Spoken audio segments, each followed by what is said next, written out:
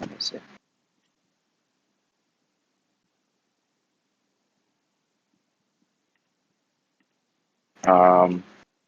It could have went to email as well, right? Probably. I think GitHub likes to send email notifications rather than in-app ones. Yeah, I see it. Probably do the latest one because I think I may have requested it a few times and may invalidate old ones.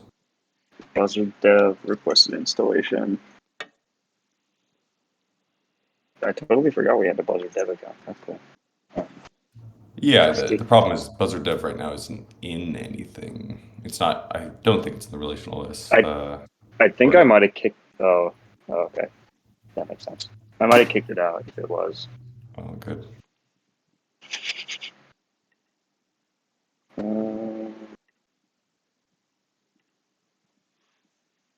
Okay, something looks different. Let me see. Yeah, see what's different. It still gave me an error somewhere in the line, but it looked like it. I think this is good. Relational OS. I think I should be able to see it. Let me try launching it. I think we're good. Thank you. Cool.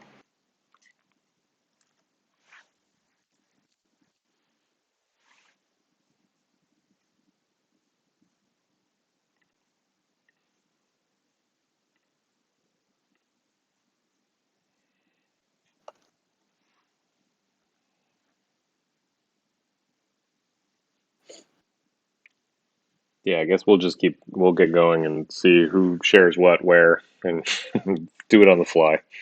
It's generally recording, so that's fine. Awesome. Yeah, so it's set up to, I'm just full screening the Discord like window basically in Lounge. And so if anybody screen shares, I guess it'll just fill that up and we'll have that recorded. Cool.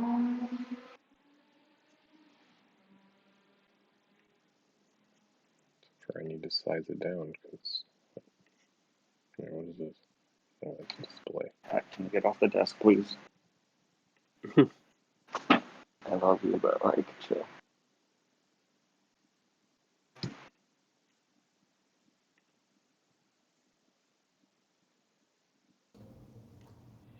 Cool. I think I have the replicate set up, so as soon as we have something on a branch, I'll be able to launch it off of here. And we can probably do some like code editor share stuff if we want.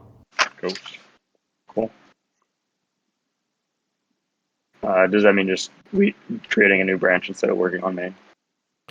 No, I think it's fine to work on main. I just don't see anything on main because I remember somebody doing some things already, right? There should be stuff on main. Are there multiple repos?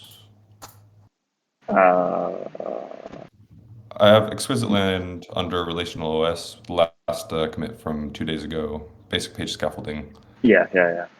Okay. That'll be it. But there's multiple directories inside packages, which is web and contracts. I see. Yep. Okay. And then those will be the actual kind of things. Got it. Yep. That makes sense.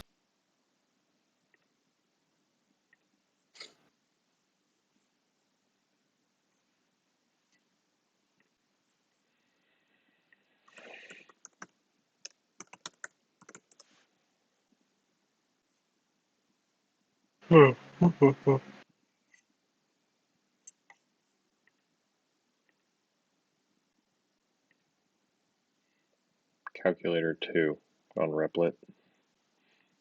What? Why?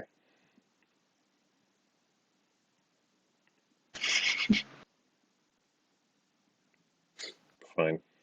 See yourself. When did I sign up for this thing?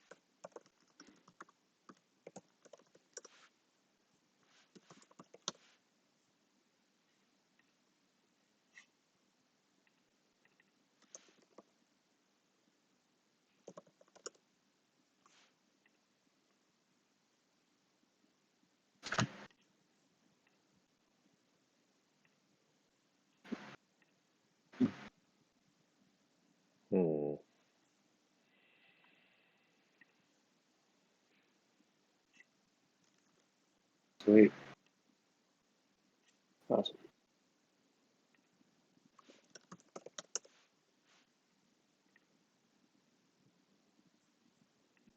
How does Replit work? Like, do we each have our own things, or is it like how is it collaborative? I don't. It's collaborative in the sense that we're all editing one file system and there's one terminal session. And so we can all break it at once, but basically as soon as the file saves, npm run dev rebuilds, and that URL should update basically like live. Okay. So me like going in this console and just being here, like you can see me doing things. Yep. There. Yeah. What's up? Oh, nice. Okay, for sure. Yep. And so you in shell, the second tab, you should see event compiled successfully compiling, right? Oh, this is console. Oh, yeah. So console is OS and shell is like the slightly. It's got some more packages basically. Is it like full on? Is it a full on shell or is it like super limited? You could Control Z and check it out. I haven't like found a huge number of packages in there, but it's like it's enough to run node projects, install, and like do like package overrides and stuff. But it's unclear like how much they block.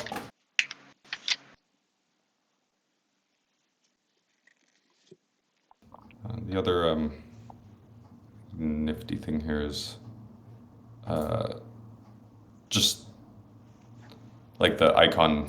We should get the same functionality to when we tried the VS Code Live thing, live share, where we just see each other's cursors and whatnot. So that should make things a little more sane. And nobody clicked the run button at the very top because it like does a default npm run dev and does it the directory. So that's like, that doesn't work or just does npm run, which I don't even. Can we just remove the .replit here and then like stop this? Actually, what may be a better idea is to just have it cd first and then. Because like having a run button is not bad, actually. I just never realized where to edit this thing. This makes much more sense. Okay.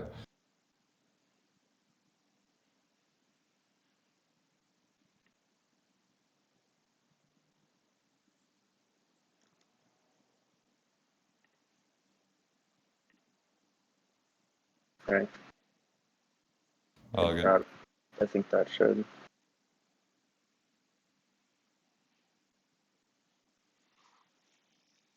Does it work? Did you click the run button? No, that was right. Oh. But it launched it in console, which I'm not sure we. Oh, that's kind of funny. Shell.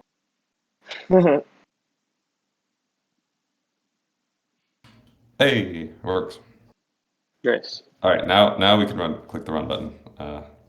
Okay. Run button is okay for clicking. Yeah, is the shell? I don't think is the shell session shared between everyone. That's what I'm also not clear about. Well, I think in it. What do you see right now? I see. I mean, just myself. Then maybe not. Yeah, maybe console. Okay. Because I saw you typing in console earlier, but I didn't see you. Yeah, I could see that too. So I think it is like important to have that run button. So it's just like everyone's synced on that level. Yeah, I guess that may also be what was causing like a lot of issues last time. Because I think between that and like the repos like not pulling in from the account, I was just like having a headache. But this seems like it's now set up more sanely. Weird. Sweet. Oh my gosh, is there a Vim plugin? I'm gonna go crazy. Yourself. Please give me a Vim plugin. Can I have Vim? Oh yeah, there's a Vim mode in the editor settings. Okay, great.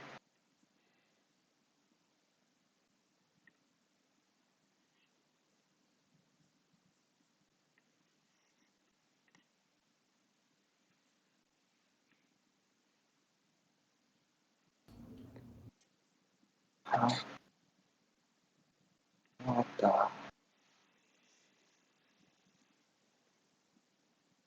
It's cool that you could like highlight a couple like characters in a line and create a comment on that. Kind of wild. Yeah, that is very neat.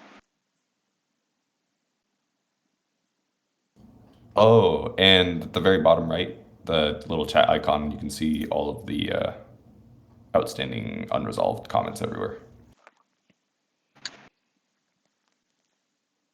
Oh.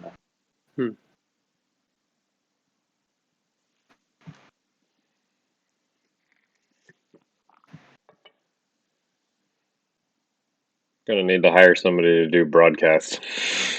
There's too many windows. AV intern. Yeah, well, because like, so I've Also got, hard on a laptop.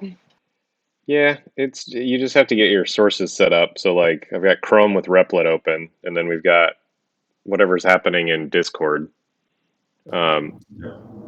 Yeah, it's, Well, I think the default might be for you to just leave Discord running, and if Yeah. something more exciting happens, so I could like launch my screen then. somebody then screen shares rather than having one Totally. person. Got it. I think that makes Yeah. sense because Yeah, we otherwise just this will get. beam it. Okay, well, I'm getting rid of my. I am liking creating lots of cameras effectively. Go to camera 1, Chrome, Replit.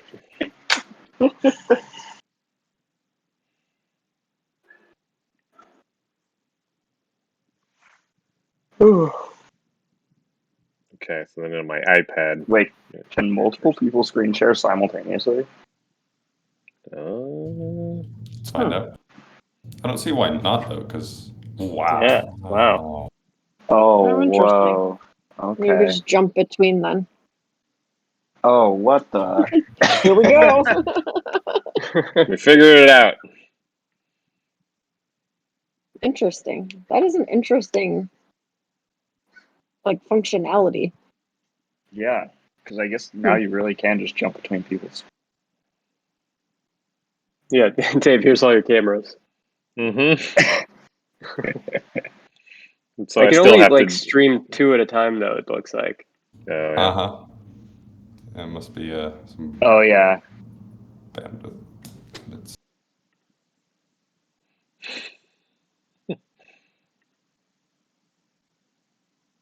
Interesting. Wait, actually, I'm streaming all 4 right now. If you click the little eye icon onto the right of them, it seems that you can Oh my god. What? watch all. What of the things. hell? This is nuts.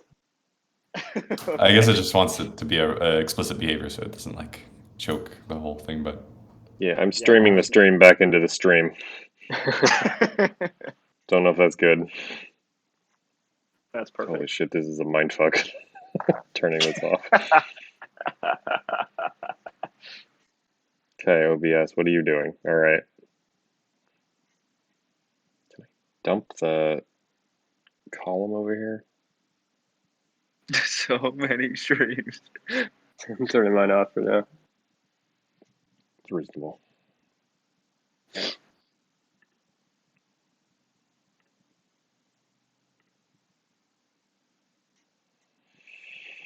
Okay, that's fine.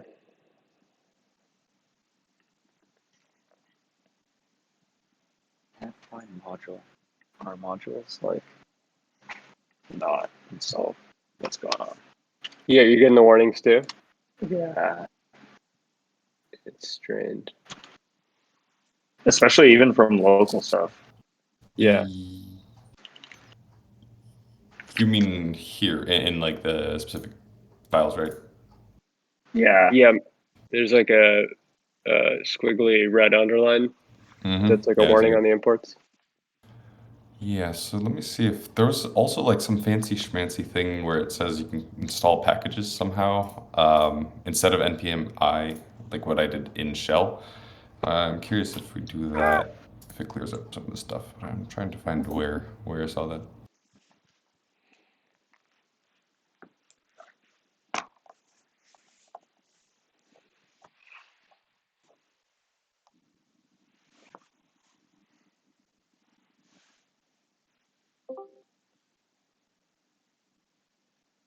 Oh, I think so. Learn in the root directory, the only package that is being,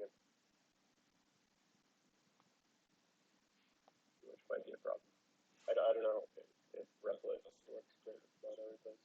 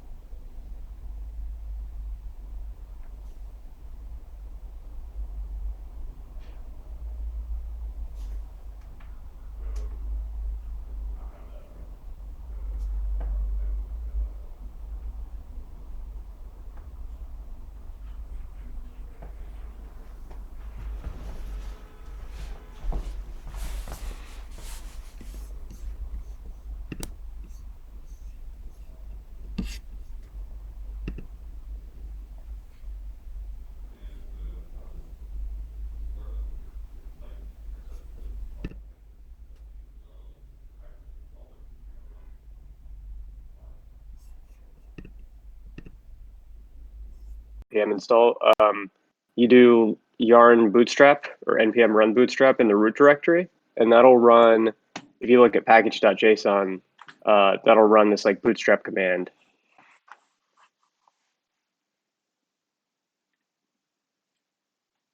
But that's smart to do it through the shell. You said it was yarn. Bootstrap.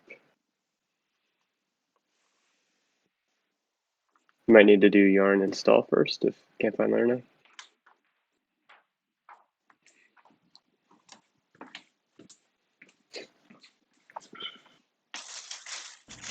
Yeah, I guess if it's a full shell, then it should be happy with packages. Let's give this a go.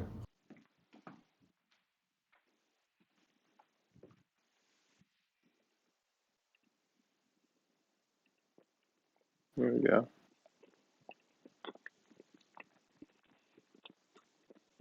Yeah, this seems to be doing the job because now in the packager files in the sidebar under package.json, all the other dependencies are showing up. Sweet. All the way at the bottom. Before this was just Lerna. I see. Another problem solved. We're off to a very, very productive Saturday morning. Mm-hmm.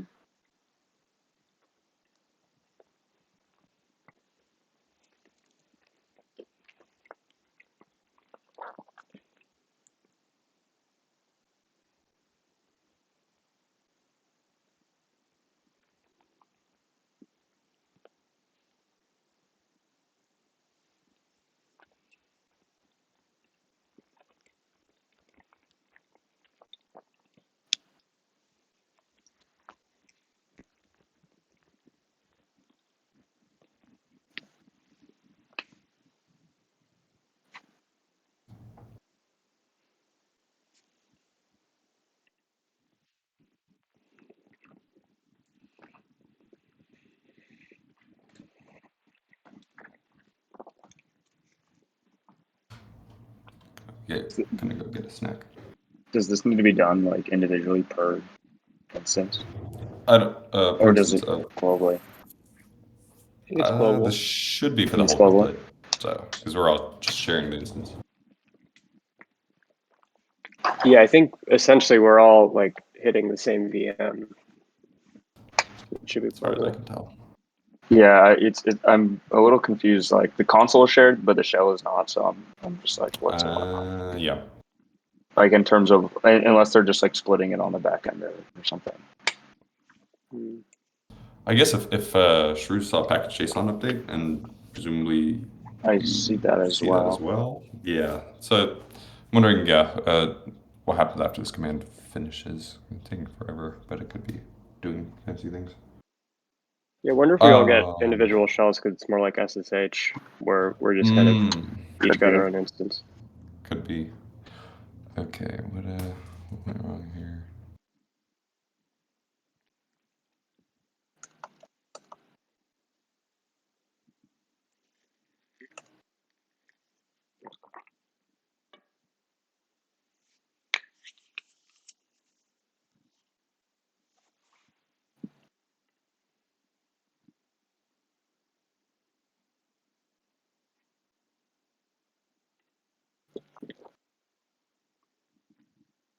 It looks like maybe the cross between yarn and npm was causing an issue potentially.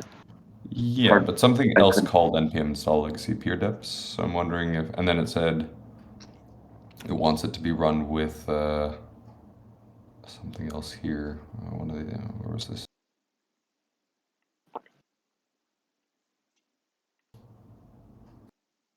Use the scripts prepend node path option to include the path for the node binary npm was executed with, and then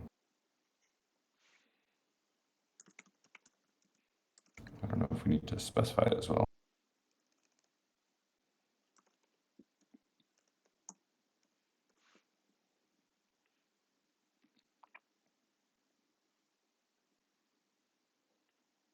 Not sure what the post install there would be.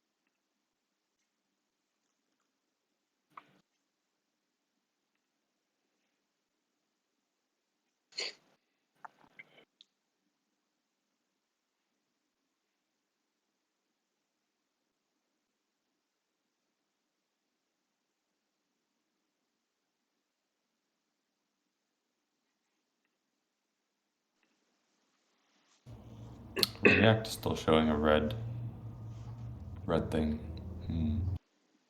Did the shell install stuff complete? Oh yeah, huh. Yeah, it looked like it was successful. But it did nothing. Yeah. Wonder how can we just reboot this whole thing somehow? I mean, we could also maybe in the shell just do like cd packages web and then do a yarn install. See if that at least gets rid of these warnings. Yeah, I did it earlier. Yeah. Didn't change anything. It No. looks. Do you know if happy. it's possible to start the replit from within the packages web directory? I mean, I don't know if this will cause other like weird dependency stuff with the like contracts. Essentially change the Yeah, I home don't know. directory for Replit? Yeah, I don't know. Yeah, I mean, if we don't do a mono repo, it's not a huge deal. We'll just copy paste some files one time. Like it's fine. And Yeah. well, and I guess like the other question I have is like, does it make sense to do replit, or is it just like we can also just do VS Code and see? Yeah, I think VS Code is viable too. It feels like Replit is like a little more polished than at least our experience with VS Code was. Like my VS Code got corrupted and I was trying to join. Yeah, I mean, I wasn't even thinking of using the plugin. I meant just like more on individual, like Oh yeah. single player, like Git style. I think like Yeah. Replit would be really nice for like super synchronous, but Yeah. Down. Yeah. Could like take shifts, kind of driving. Yeah. Makes sense to me.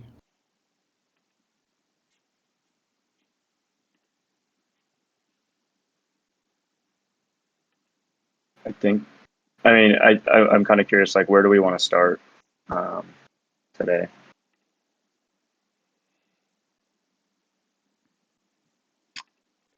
Okay.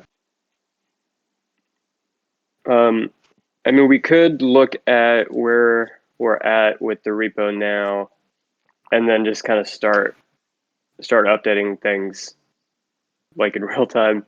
I feel like the contracts we should probably save for a little bit later in the day, Okay. so that we can write them, based on the shape that's kind of forming within the front end and what our needs that there are. But I'm just guessing what the best moves would be.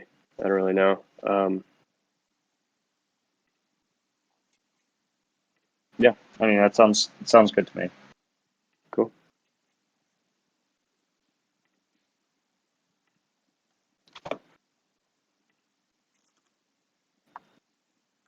And I think, well, one question I had is, even for the front end, are we gonna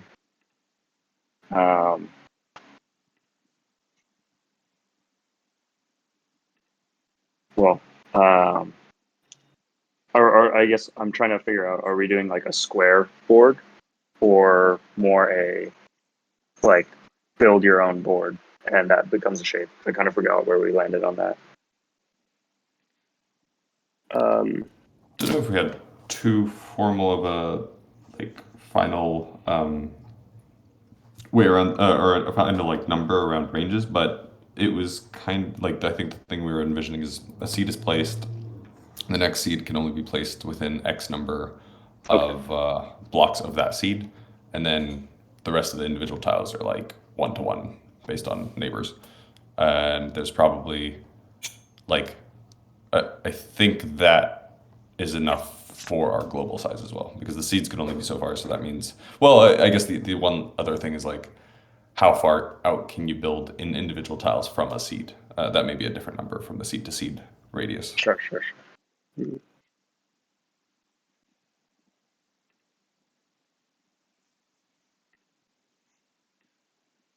So we probably want like a grid in the background, and then the shapes are free forming based on that, but locked to the grid still. Yeah, like there's kind of like a bunch of empty tiles or whatever in the grid, and then there's some that are filled in, but there's no specific shape. Yeah, that makes sense. For the grid, I think there's a way to just do it in CSS and then use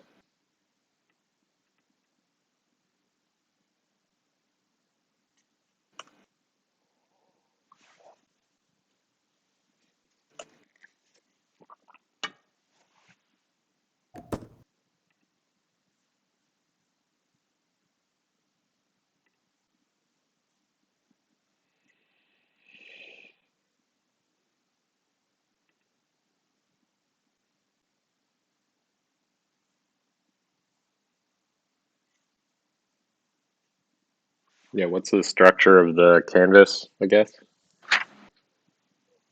I think that's the first thing to figure out.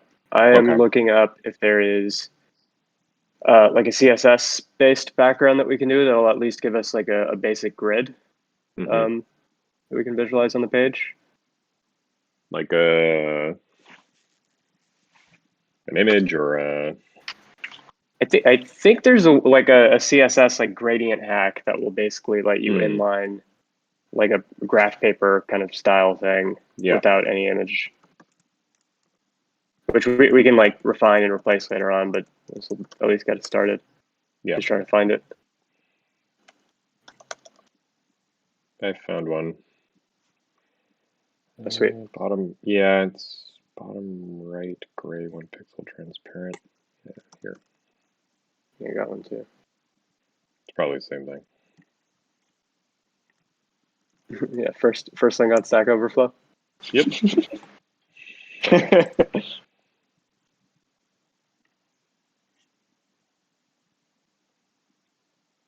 with dotted corners. Interesting. Wow. I didn't know you could do this with gradients and backgrounds. Cool. Yeah, whoever discovered this. Yeah.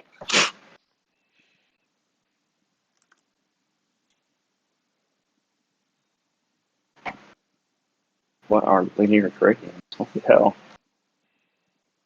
I mean, the linear gradient is literally like if you want to do like red on the left side and blue on the right side. It'll so, just make a gradient. yeah. But then using And- it for this kind of thing is just like very weird. Yeah, there's a bunch of like constructing, CSS only icons and stuff with this kind of thing. This is crazy. Because there's Should we not try even the a image? repeat or anything. No, it's just painting to the tile or it's tiling it effectively because background images repeat automatically. Oh. So yeah, you just make it 500 by 500 instead of 40 by 40. Then we'll give you some squares. That's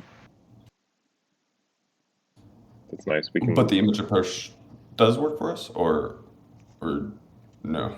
Yeah, I think to start, we might find that we might want to do this in JS or as components later on, but I think to start, just to get it on the page. Gotcha. I All right. Let's get to go. think we can take the first one then. Just change the Wait, what? size. Wait, not the image mode. Yeah, not the image. CSS. Oh, Yeah, that from the pure very CSS one. the very top. Go up. The all top. the way. All the way up.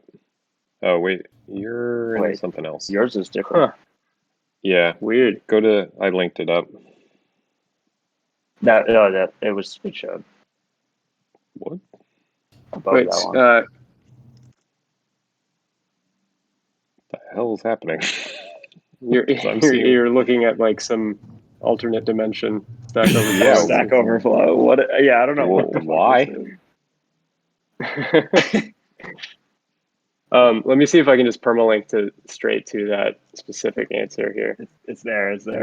Is it this one? Oh, you got it. Never Yeah, mind. it's that one. Yeah, there you go. All right. I guess incognito mode for Stack Overflow from now on. What the hell?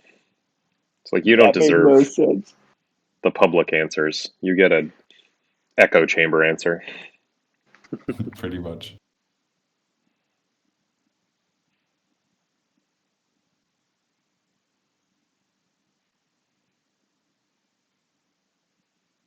If you got Prettier installed, it'll do all that format for you on Command S.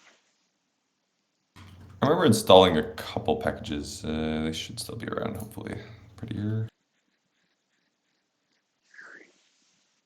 Or at least those were the ones. Yeah, okay, that one's it. You might have to So I add think- in your global settings to format on save. Oh, that could be it.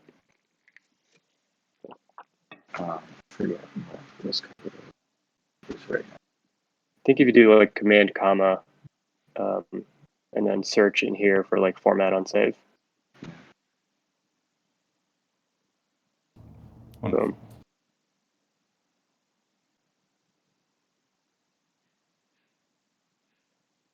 Not working? No. You might have to restart Restart it. maybe.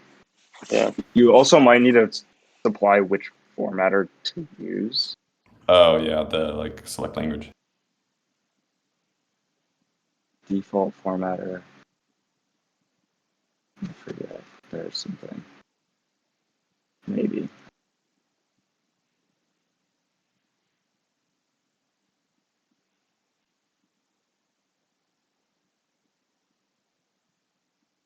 I mean, auto detect should be okay here. Yeah. If you do, I think Command P and then format document, does it prompt you? No. Do format document with ...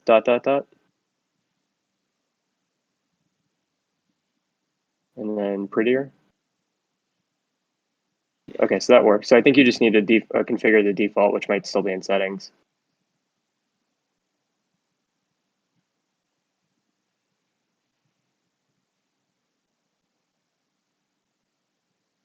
Prettier. I think it's towards the top.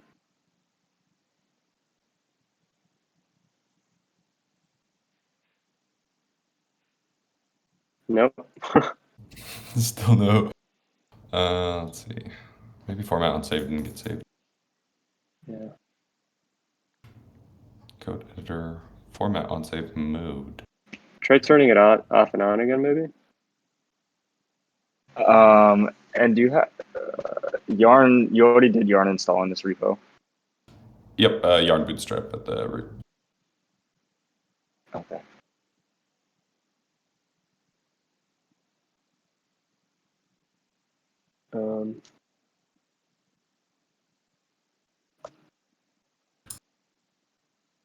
If you do format document width again, from within the file, sorry.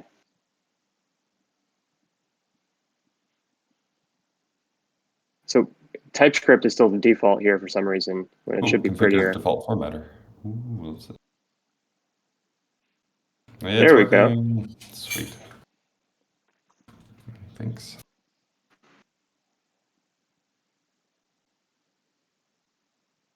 We're okay with lined. Let's see what it looks like. Oh. Nice. You got something. Mhm. Do we have a size in mind that we can pop in for now? We're doing Feeling bigger than this, maybe. like 200 by 200.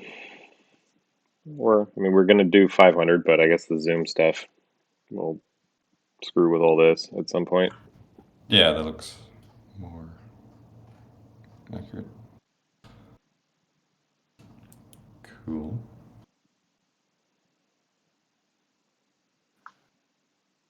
Awesome. Nice.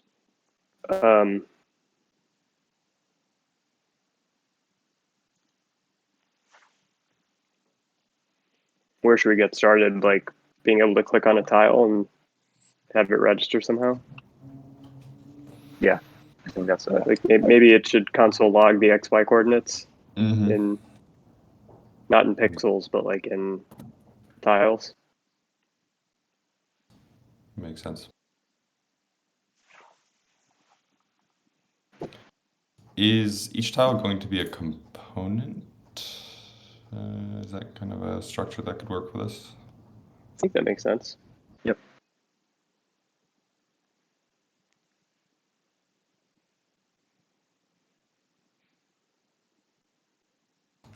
What's that fancy magic? RFC? Short for React Function Component. Oh, do you need the snippets again? I thought I put them in, but it's possible I put them only into the honeycombs repo. Let me check.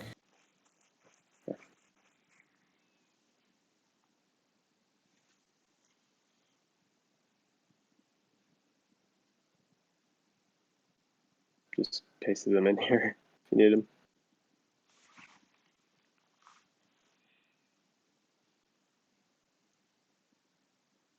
For some reason, I always remember the RFC one now. I'm always like, yes, request for comment. You might have some double brackets in the snippets there.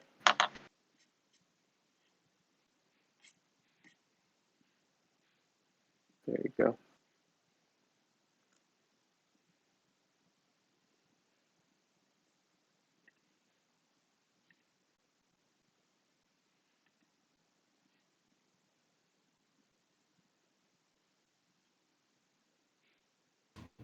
Beautiful, thank you.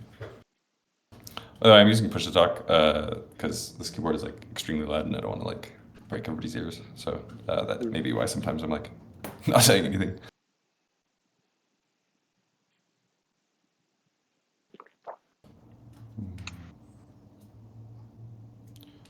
So we want an on. Well, first we want to draw a bunch of these components out to match the CSS grid. Positionally, well, no, I guess maybe not. I guess, are these components the thing that's going to be interacting directly with the user, or is it just like a data structure for us? I guess I think it has to be. interactable. Yeah, because it's going to be rendering Okay. things maybe at like different zoom levels. It may look a little different, but basically it should know where it is relative to the canvas, and that might be where like it has a hover effect for different states. Yep.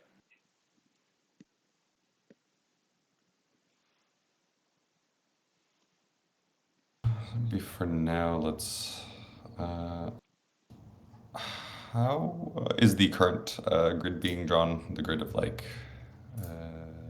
A's. Those. If you go to surface, it's in that. It can be renamed. I just named it something. So there's this width and height at the top, and then it's just looping through and creating the width and height. And it's displayed on a CSS grid. The class down there is surface. Gotcha. And that is probably needs to be taken from the same variables. I think it's actually more taking from that than anything else.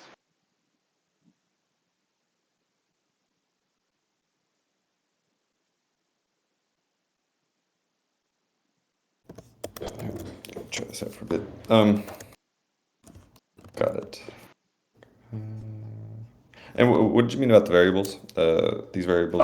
Actually, so I guess what I realized is the height and width really doesn't matter because of how the CSS grid is being drawn. So you can see at the bottom there's grid template rows, repeat 3.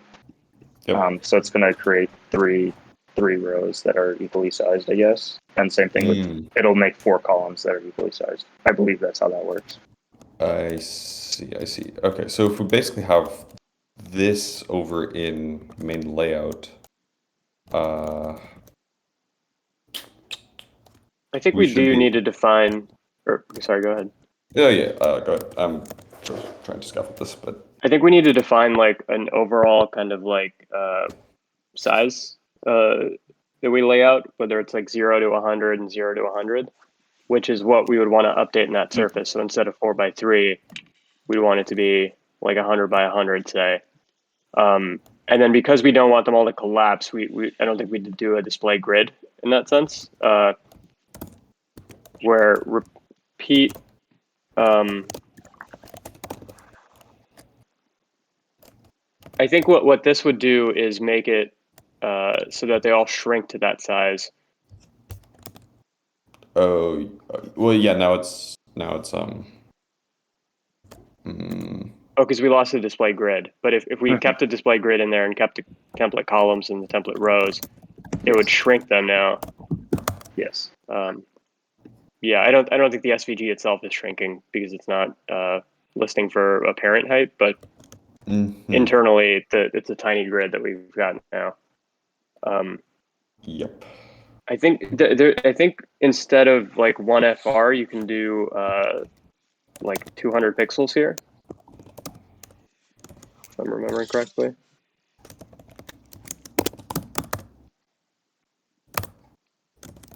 And then maybe on, yeah, we probably need to do, or no, because it's CSS. I think it's fine for that. Sorry. Up top, instead of 4 by 3, I think let's try 100 by 100 and see what happens.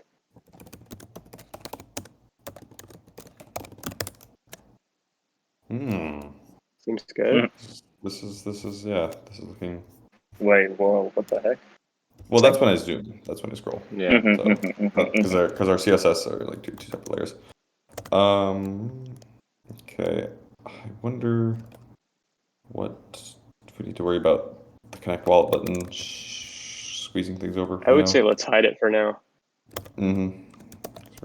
Because we'll probably want to come back and do like here's another layer that's all of our like UI that lives above the surface. Yeah, and totally on a separate layer. Yeah.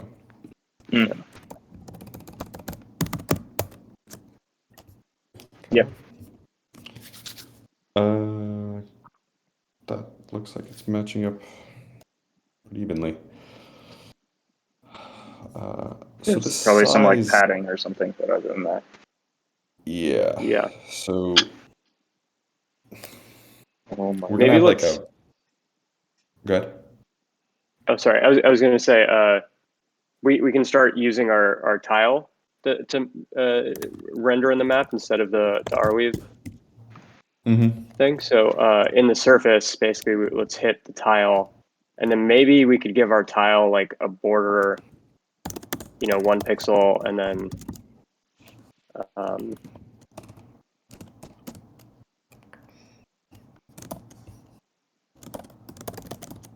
think we're gonna have to do return ahead of this too, and then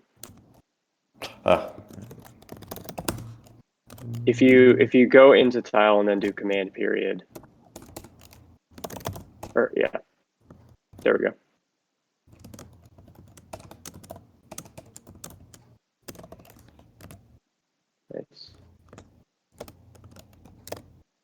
And then, yeah, maybe give this like a border of like 1 Yep. pixel and then slightly different color than the gray so that we see if it's working.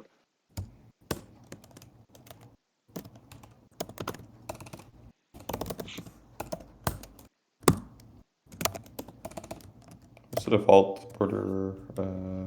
Oh, I see. I think we still got to do like 1 pixel solid. Yeah. Yeah. Oi. Hmm. Whoa. Okay. So this is the refresh mode right here. So it's overlaying it exactly. Yeah. And then this is me Nice. slowly scrolling in. So we're scrolling only the Tiles. Yeah. yeah. So I guess we can probably get rid of that body Yep. background then. Oh yeah. I thought it would take longer to to need to get rid of it, but happened pretty quick.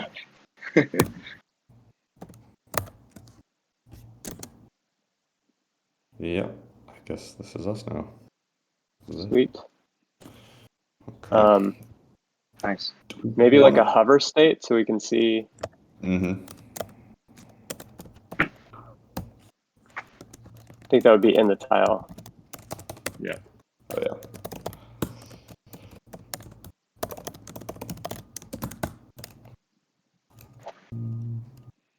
Do you want to change background maybe to like a light coral? Nice. Nice. That was okay. It's working. I guess I was curious if we wanted to worry about the viewport sort of stuff right now, or if we even will, like this scroll bar sort of situation. But my thinking is like that could like have a lot of rabbit hole sort of situations.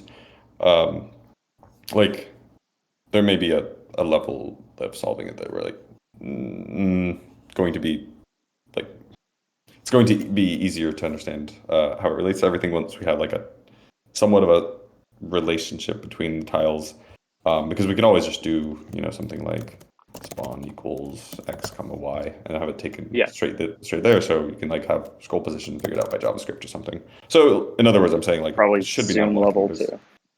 yeah, like 5, 4, whatever out of 10. Yeah. So I'm not too worried about it, but I guess just to make sure we're not like don't need to do any like super fancy viewport stuff at this point. I think the library will also probably have some helpers there. Mm-hmm. Yeah. The React Pan Zoom. Sweet. Yeah, I think they bound it. There's all the pinch stuff, and there's a bunch of stuff in there. Okay. All right, on to clicks. So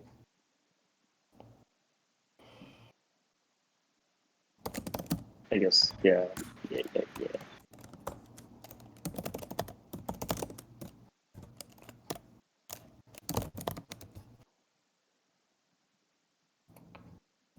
So you're giving it a full. Yeah, there you go.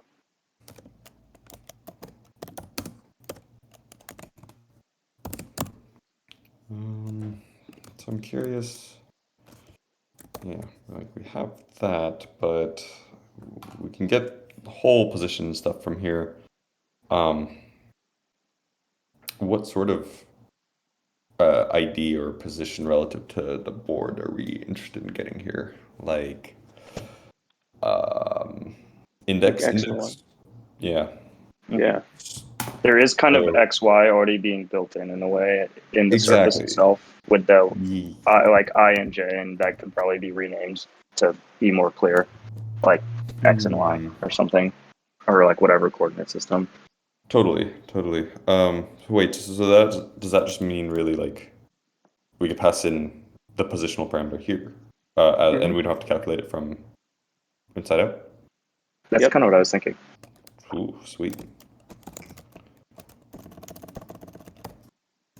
This is our X first, right? I imagine. And then Yeah, we they might be backwards, I have no idea. That's fine. I did it, and it like ended up backwards the first time, and I was like, oh, that's weird. And then just switched it. I think that's all right. And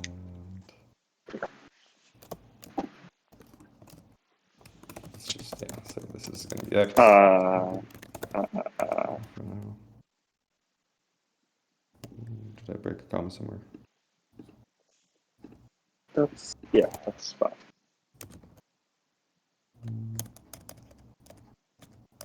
Ah, there it is.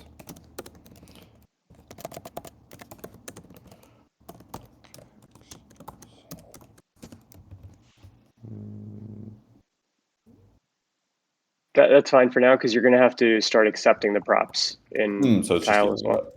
the fact that it doesn't accept them yet. Okay, cool.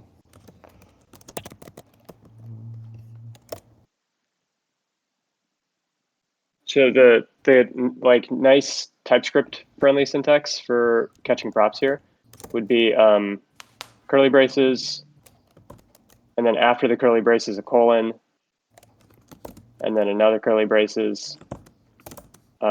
So now in the second one you can do X colon I guess number, Lowercase, and then Y colon number. Yeah.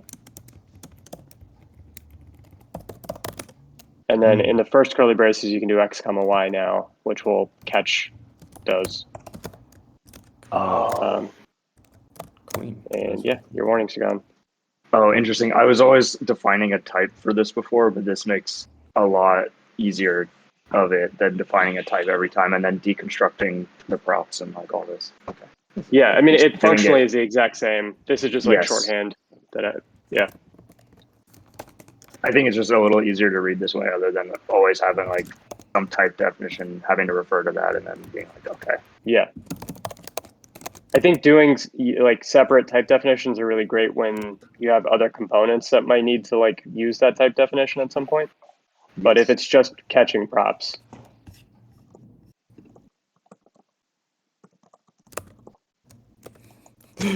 Somebody is. I think it's flipped like 7 times.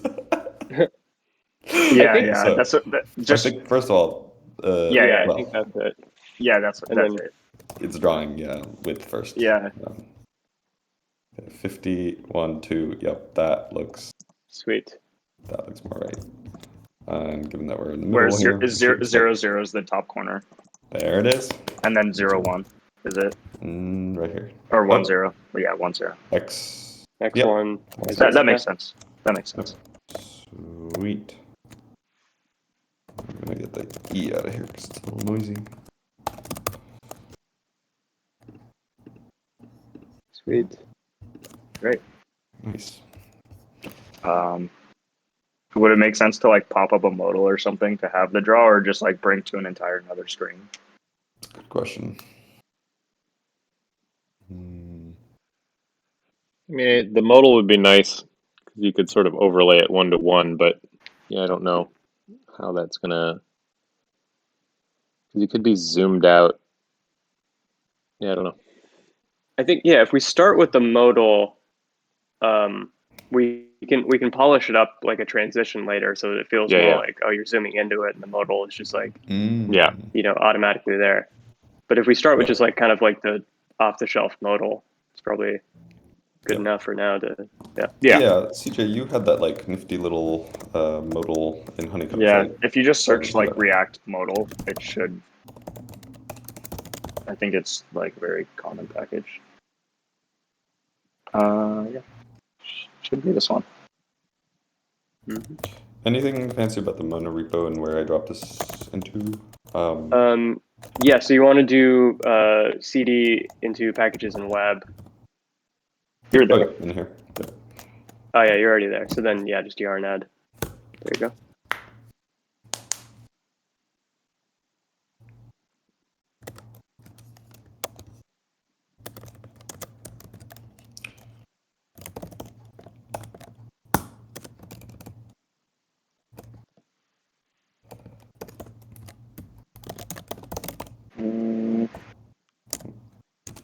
Do you want to do this in main layout or like?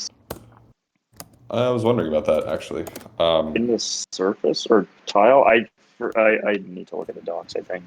Forget how It this feels works. like it would be in main layout because we're going to be adding a modal that like is on this layer, like above Yeah. the Yeah. So surface is probably better because main layout is going to end up being universal. So if we have like an about page or something, So yeah, surface is like basically. I guess main layout will also contain the UI in it as well. It's like a template almost. Like at least that, as far as my understanding, it's like for whatever page you go on, it's going to be like the template for that page. So if you added like a header into that, it's going to get rendered and stuff like that on every page. Versus surface is like singular, and everything is Yeah. sort of a descendant of this. Yeah, that's like, So, yeah. I guess. So if we were to add like an about page or like a special, any other kind of page, main layout will be included there. On the other hand, surface is kind of just like, that's our parent or our root level component for like this functionality that we're building now. Yep. Yeah. That makes sense. Great. Don't know why it's yelling. It'll probably fix itself. Maybe. It might be types. You might have to install the types for it as well. Is that It'll be at types like / like another yarn add. Yeah. Yarn add at types. So this is just a universal / React - modal. Okay. This is basically so a community maintains the / types organization, and then any project that's like too old and doesn't have That's very wow. I never realized that. So it's like a totally separate layer of people. Wow, that's impressive. I'm gonna invite Phil to this Discord as well. Definitely. Okay. He's going to front run our exquisite tokens and put them on Uniswap. He knows too much. He knows too much. Insider trading.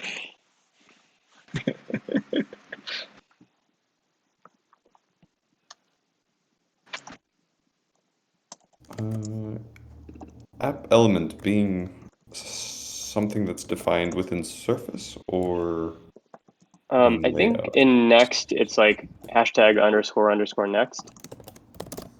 Like that? I think so. I can pull up when it comes as well and see what we can do. And we're gonna just want these helpers as well, right? Yeah.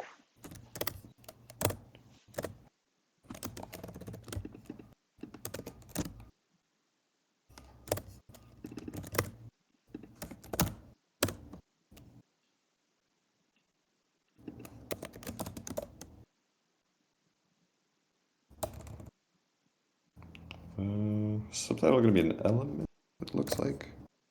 I don't think we're going to need it. Like, we should write our own UI for it. Sweet. Did you invite Phil to Buzzard and not Relational? Well, I did invite him to Buzzard, and then I just invited him to Relational. Got it.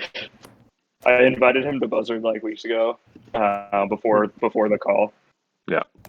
With him, and then he just asked like, "Hey, that's right. Expired." I was like, "Okay, let me send you." We'll figure all that out. Yeah. What is transform wrapper and component here? So this is part of the pan zoom thing. I don't know exactly what each do, but both are part of the pan zoom thing. So I take it we're probably going to want to be outside of that, at least for the modal. Probably. I think so. Yeah. And you might need to add just the like div thing or whatever. Oh, because it all needs to be under one now. Or empty. I don't know the difference. Yeah, do an empty and div. I usually prefer the empty ones by default, unless I need to style something there. Because if you're working with components where you have like the parent as like a grid or a flexbox, having them be empty means that you're not going to override the CSS. Whereas if you do a div, it'll like do height auto, width auto, all this default div kind of stuff. I see. And what is empty? What do you mean by that? Like an empty? Literally just like nothing in between the, and then you close it with the same thing, but it's got a slash in the middle. Oh shit, that's fancy.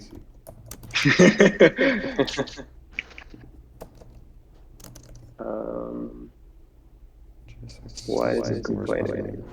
Slash on the modal. Be closed. Yeah. Yeah. There you go. Wow. I would also move the style tag one layer out now too, so that I can target everything in the component. Mm-hmm. That would be like, Usually keep it at the bottom. yeah. Mm-hmm. Is open based on that after opening test. Custom style. Does it make sense to pass in a custom style or style it through our style block at the component level? I think let's see what this does. Mm-hmm. Let's maybe put some content in the modal, just like a. Mm-hmm.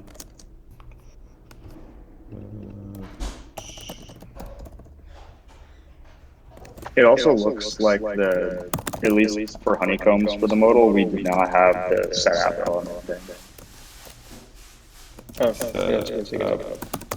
But I don't know. What it is. Yeah, I'll leave a comment out now. It is not happy about the React reference. I would, lose the React there and see if just doing .ustate and then importing. Mm-hmm.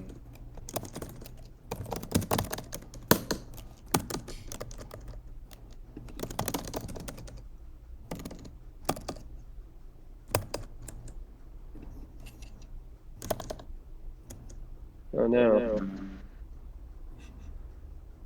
can only be called inside the body of a function component, and we're trying to do it. This is the function component. I wonder if when you did the yarn add React modal, it reinstalled the dependencies local to that directory, and now you've got React in the local thing, and then you've got React in Lerna. Oh. So maybe just for now, let's like cd up to the Lerna root and just toss the node modules directory there. So like rimwrap the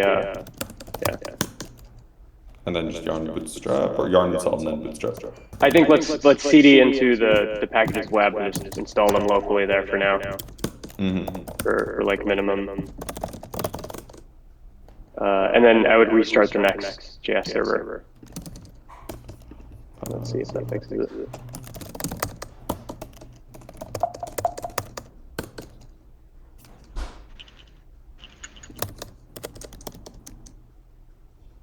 Yeah, seems happy now. Right. Yeah, tile 1, 2 clicked. Oh, we don't have anything spawning, so that makes sense. Yeah. Also, scaling by key missing. We could just give it like a XY maybe. Yeah.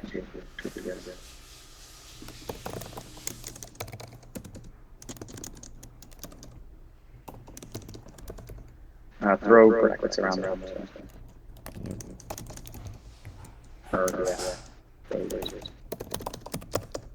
Sweet. Yeah, that looks happier. Now inside of our tile, click ER. Maybe I guess I guess you could pass the function in as a prop, and then it'll pass back up to the surface, and then render the middle. I think. I see. Yeah. So here we want to define like a function handle tile click or something. Yeah. Will that work? Should work, right? Yeah. Yep. That seems happy. Right, and then in here we set is open. Feels magical, but okay. I just like the thing that is going on here. You're essentially defining both like data and functionality in like a very strange way. I mean, it still breaks my brain. It's how does that whole magic work? Incredible.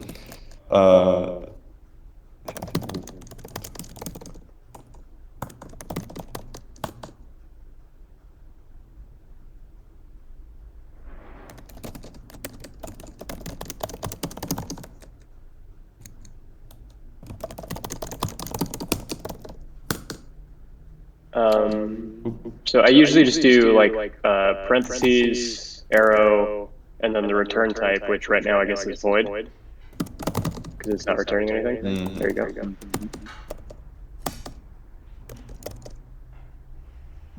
Okay, so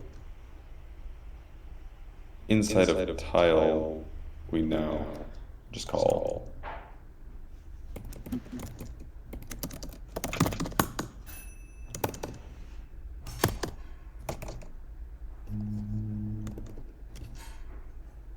I think you got one extra closing parentheses. yeah. Okay. Then in surface, inside of here, we can then drop. Oh, I guess we won't have. We can pass them in. Would So we I pass would. them as parameters or yeah? I'd pass them in from the parent. So within surface, what you could do is if you scroll down to your map, so in handle tile click here, we can basically wrap our function. So if we do parentheses at the start of the inside of that bracket, just open closed equals arrow, and then handle tile click here. Let's pass in an x and a y at the end. So it's getting those x and y values from our map right here, and then when it's passing to the child is like kind of a pre-configured function. So the child doesn't have to think about it. Because now handle tile click down here is automatically including the x and y. I see. Yeah. Do we have to change anything about pipe? Not in here. No, because the parent. If you go back to surface, you can see the parent. Look at the shape of like what's inside our curly brackets here, and handle tile click.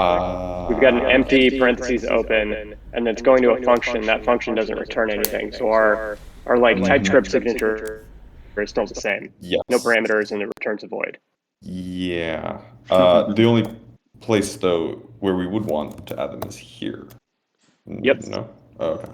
And you can define the types here. Yeah. As like number and number.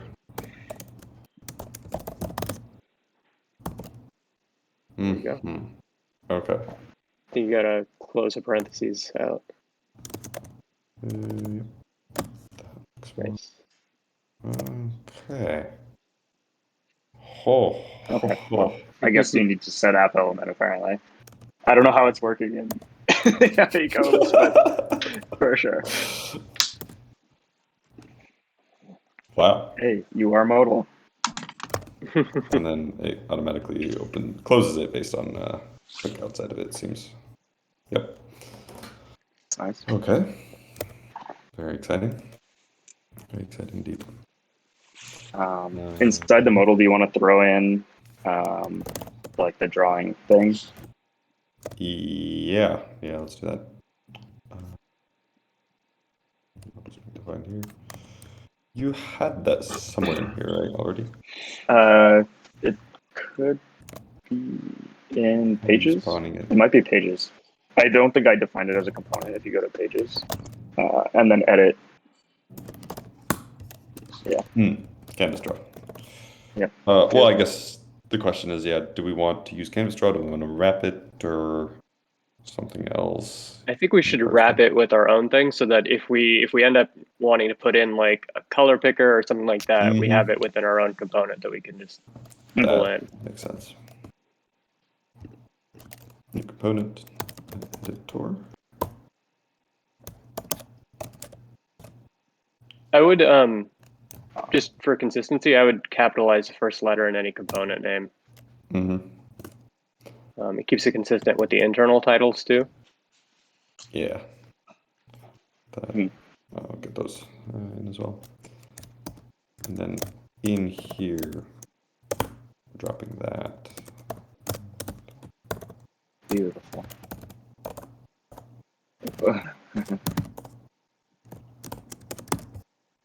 When you saved initially, did it put the import in for you? I saw No. it pop up there for a second. Okay. Yeah, no, I dropped it. Oh, okay. I was Yeah, like, and then I had to well, reorder it. what just happened? It knows.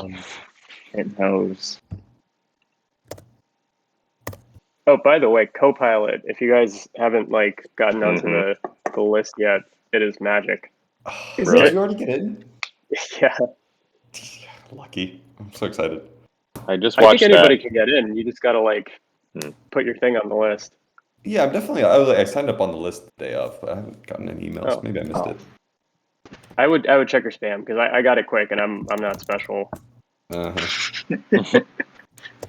They just did another like OpenAI just did another demo or whatever where there's like a newer version of the. It's ridiculous. They build this whole game with a rock dropping on people. Oh hey, we got our editor. I know. Hey. Nice. Fucking. Is there a grid in the editor? Yes, there It's is. grids all the way down, Dave. Yeah. I mean, it's vector, so we're gonna get down to the atomic level, and then there's something hidden in there, and then quantum physics kicks in, and then Oh, yeah. and we zoom all the way back out again because it's all exactly just a loop. starts at the beginning. Okay. So the content label here, I think, is an accessibility label for like screen readers. Yeah. Yeah. Yep. So let's call it editor modal. I think it should, human readable text. Because I think basically what's going to happen is for anybody with a screen reader, it'll say like, oh, this modal just popped up and this is what the content of the modal is.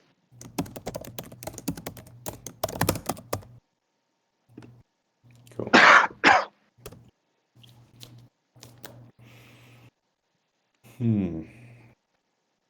Wonder if we can maybe save the SVG to like a local state and see if it'll persist as we modal. Okay. So this is interesting. Our editor is being defined in Surface. Should the result of that get passed back into the tile object and be saved in its own prop, given that it already has a unique of key and like persistent instance, or should it be saved elsewhere? We could pass the XY into the editor here. Like basically within the surface, we'll have to maintain another state variable, which is like our coordinates. And then just pass those coordinates into the editor. And then I think the editor internally can handle like any save functionality. Yep. So I would do this using like the use state syntax. Oh, okay. Actually put them into state, yeah. Yeah. Set X.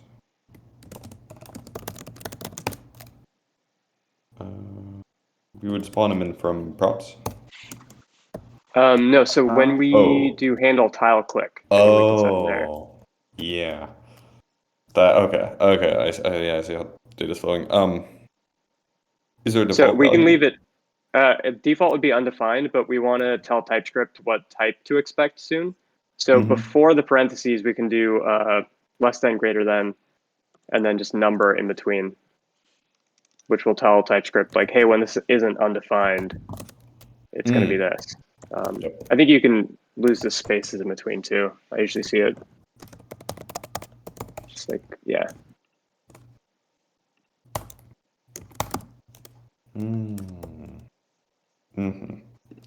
And set that on open modal. Right. No, I think in handle tile click. Yeah. You can probably remove the open modal since it's effectively the same thing as handle tile click. Right. Yeah. Okay.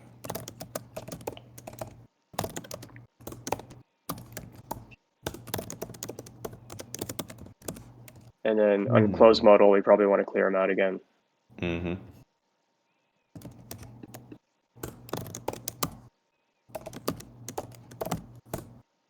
Yep.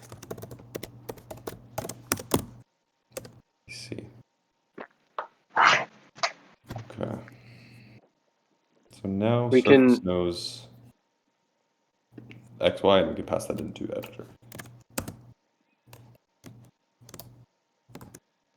Well, do we want to do that, or do we want to basically pull out the SVG from the editor component? I think for the component separation, having that be within the editor is probably the best. You're Like a the little same choppy function. there, but Sorry. yeah, I heard within the editor component. I think so. Like, if you zoom out and think about like where should components live, I'd save functionality being within the editor as opposed to being with the surface. Makes a little bit more sense. Okay. I got like If we 50% of that. say Yeah, Shrews, you might need to Mixing disconnect up. and reconnect. It's pretty. I'm getting the robotic kind of. Oh, you're shit. getting that. Okay. Still not better. let me. Oh wait, is this any better? It is better, yeah. Okay, my Discord like voice or bars went up. I don't know how. Yeah. No, it's bad again. Oh no. I don't know. One sec. Sure.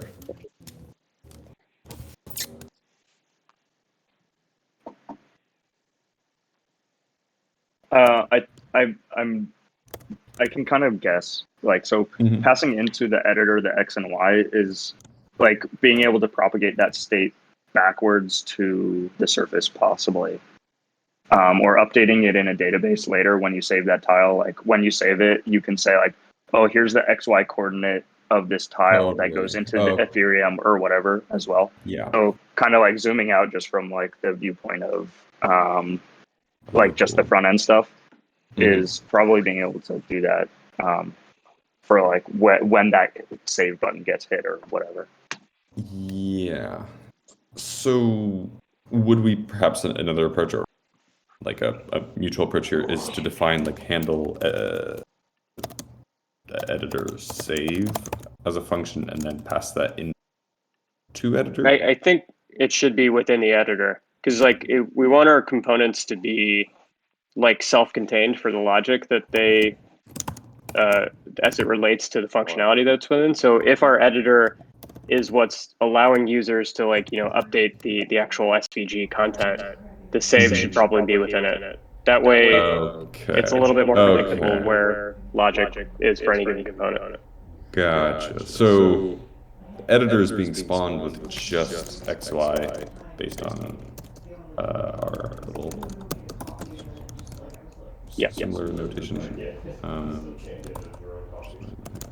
And I imagine like a little later on, this will include like a canvas number as well. Yeah. Yes. Okay.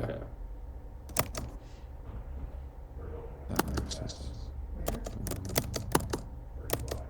It might be undefined. Oh yeah. So you can wrap the modal like inner contents with like if x is not equal to undefined and y is not equal to undefined, then render this stuff, and then that should silence the TypeScript warnings. Yeah, I guess for inline JSX it would just be. I think you just lose the if statement and do ampersand at the end. Yeah. Okay. And then like that. No. So after the y within the and then another ampersand, and then empty React component thing, less than greater than basically, and then and then you would just want to move the next couple lines down into in between those things.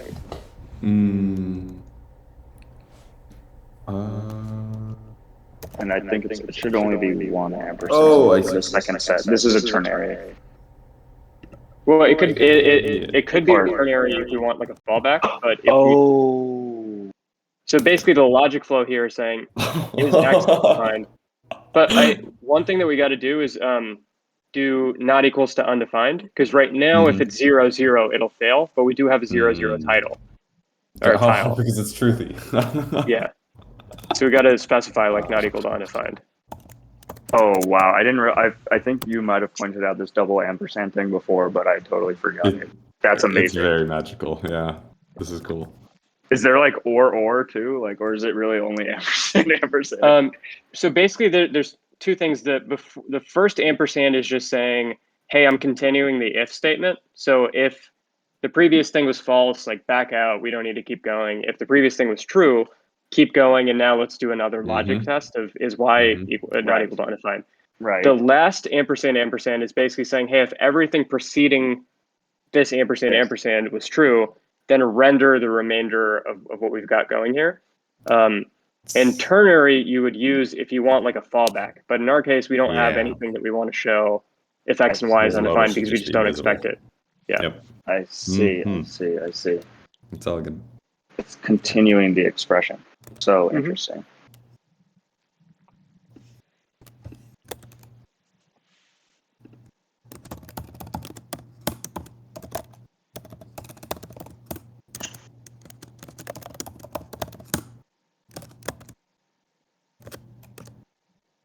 Beautiful.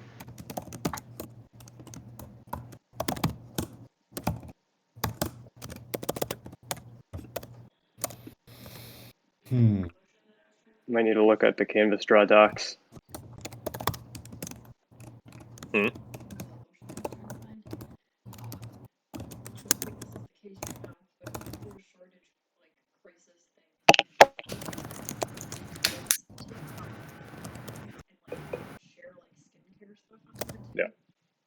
Demand went up. I heard something about ducks or ducks. Docs. Okay. Is my audio still choppy? No, sounds better. Okay, I'm on my cell connection now, which is oddly better than Spectrum at the moment. Sounds right for US ISP. LaCroix had this happen.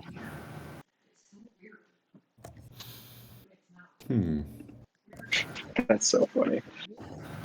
Yeah, then demand spikes massively because of something that you can't see or know about. So would this now be where we incorporate state, and this editor instance would, for now, like write to some sort of local browser state, but in the future, this editor instance could directly talk to whatever bridge we're building out to get the network out, or get the data out. Yeah, Got it. but I think one step here would be how do we extract the SVG data from our Canvas draw component? Which I think we'll need to look at their docs to see how that's handled. No, for React Canvas draw.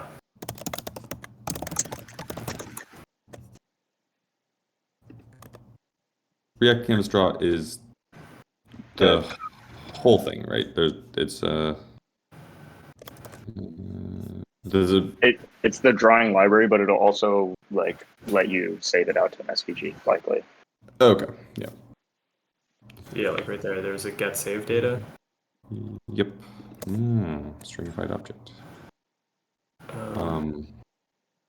We might need to. Yeah, we need to set up a reference. So in React, they have this use ref hook. So up towards the top, you could do like const canvas ref. Ref equals use ref, and then null inside for now. But then we can set a type similar, the same syntax where it's like the less than greater than before the parentheses. And I think we can just say canvas draw in there. And then use ref we'll need to import. And then in canvas draw we do ref equals canvas ref. Oh, that's interesting. So the type still stays as canvas draw here, but now it knows that we're actually using a consistent one. Yeah, and then what this will let us do is now from within our like handle save function, we can say canvas ref.current, which is just the syntax to grab the current value of any ref, and then dot, I guess, get save data. Yeah, TypeScript even completes. And then I think that should pop out in SVG, assuming it does what we expect it here. Let's find out.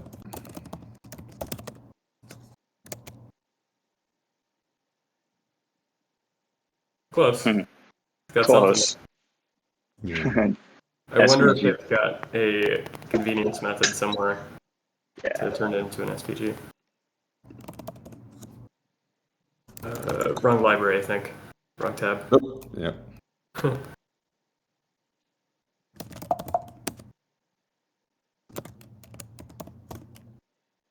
Yep.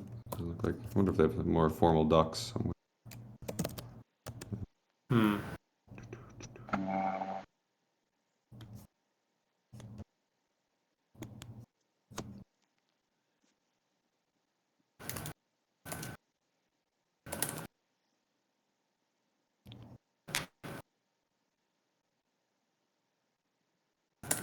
Stringified JSON of an object. That is not what we want. So I wonder if SVG exists in the code itself.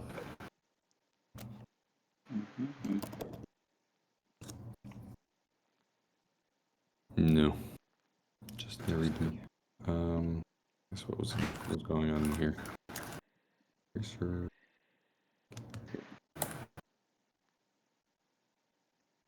Can we do like SVG from points?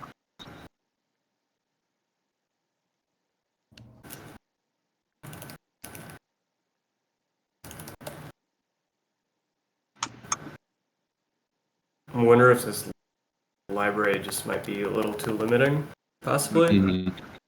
I also don't know if it would be very easy or very difficult and tedious to basically take their JSON output and convert it into an SVG. Yeah, that's what I'm wondering.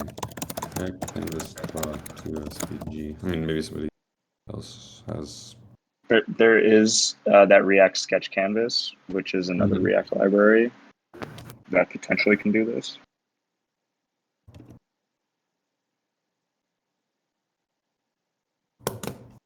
Maybe if you go to the demo section there, it'll come up with the.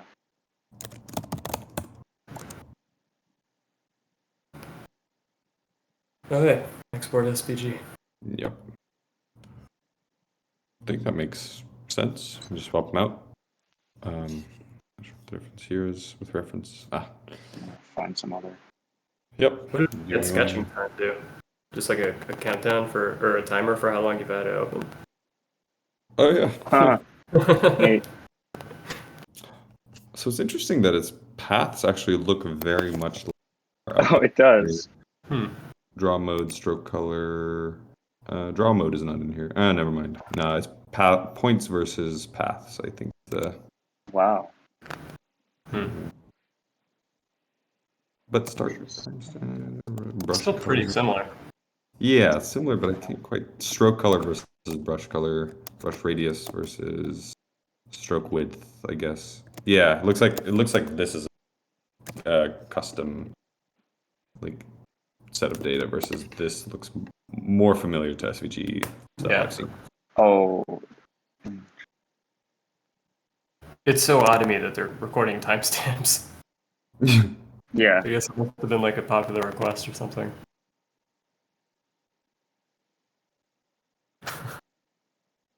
To export data URL. There's export image. Image doesn't seem export to do image type. There you go. Black on black or black on transparent. Sure. Oh. Wait. Wow. This is the panel preferences panel. Yeah. Wait, was there SVG exported SVG? That was path. That's the SVG. Yep, right here. Okay. Yep. I think that's what we want.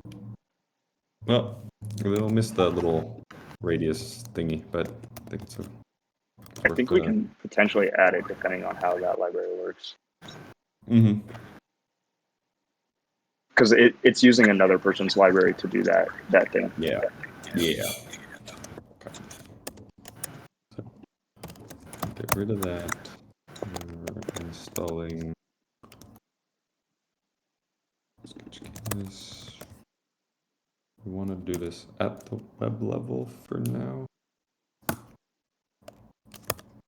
And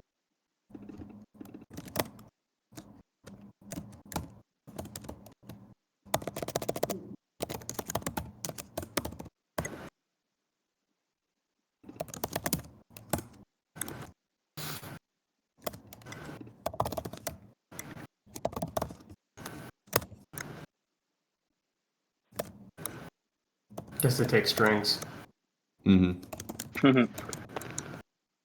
Interesting.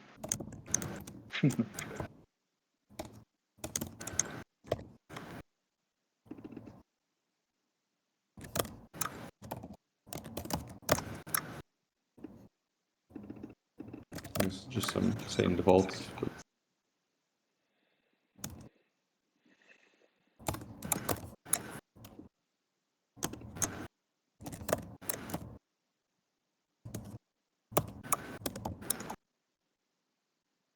Right.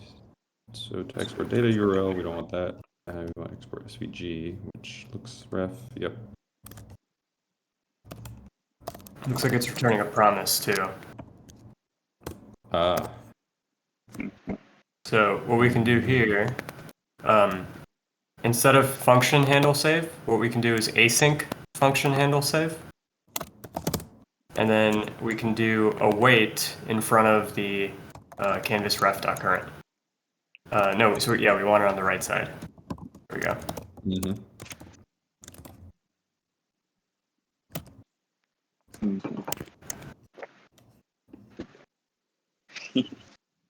Nice. Nice. Wow. That was. Did it straight up ignore our height though? I think so. It looks I'm like not it. sure why it's overriding it. Modal sizing is good. What's going on? We got something for signatures now, though.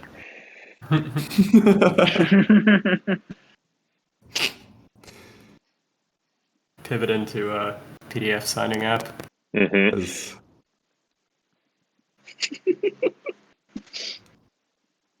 Looks like the I'm not even sure where like that width is being applied as or through. Let's just try to set it to make smaller. Maybe it's unhappy about the proportion or the ratio. Oh wait, what the? It's just doing whatever it feels like. Seems so. Let's see if there's any special stuff about height, because they've got it sized here, so clearly something. Width equals.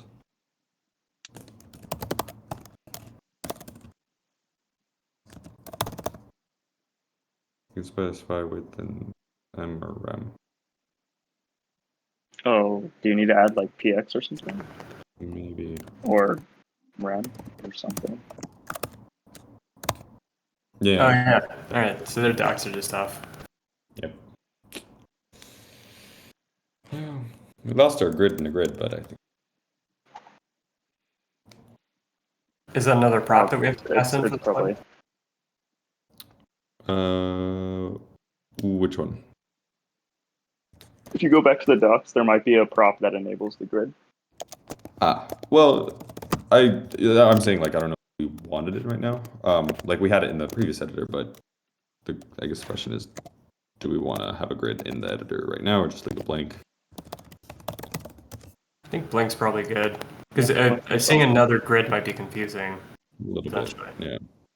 Yeah, I don't think unless it needs logic, and then we're gonna like break these things down into smaller components or whatever. I don't know that we need it. Fair. Okay, so save outputs in SVG. what do we want to do with this now?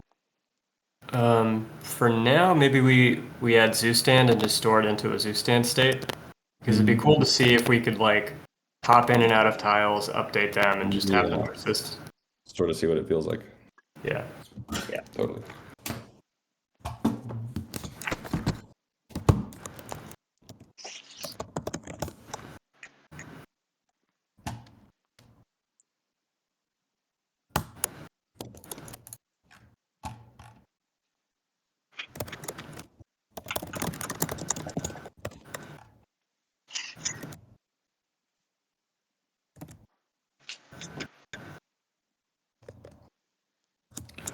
Do we want to drop a state file somewhere?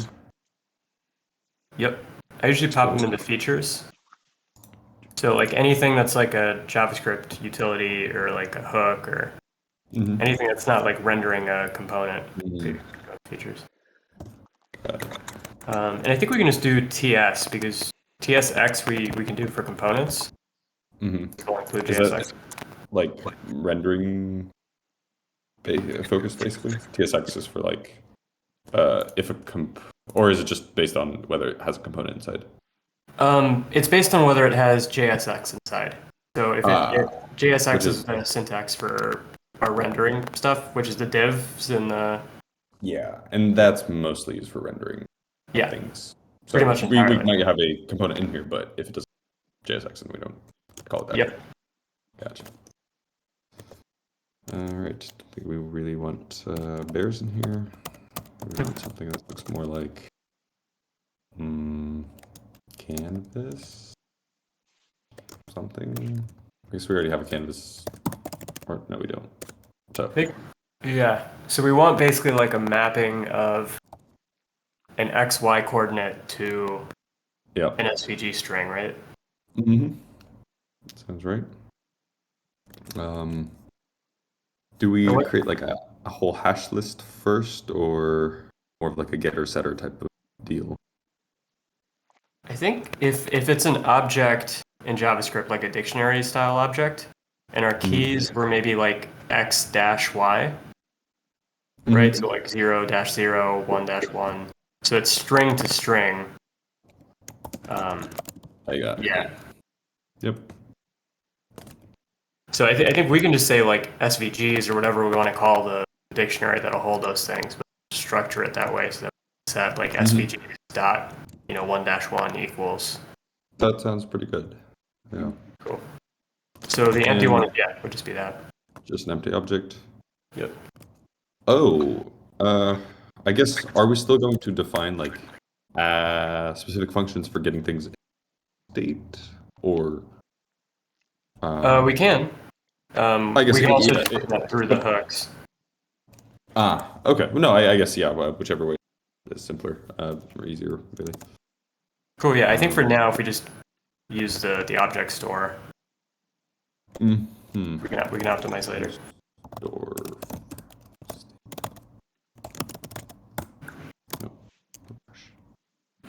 It would be quote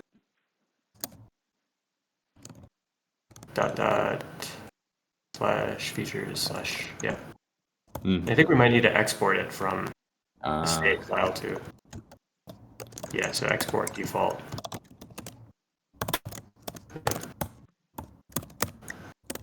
That looks better. So.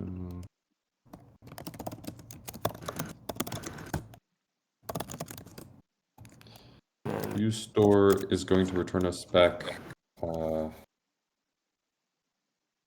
It's going to return back a ZooStand object, which has its own helper functions. So we can do UStore.setState.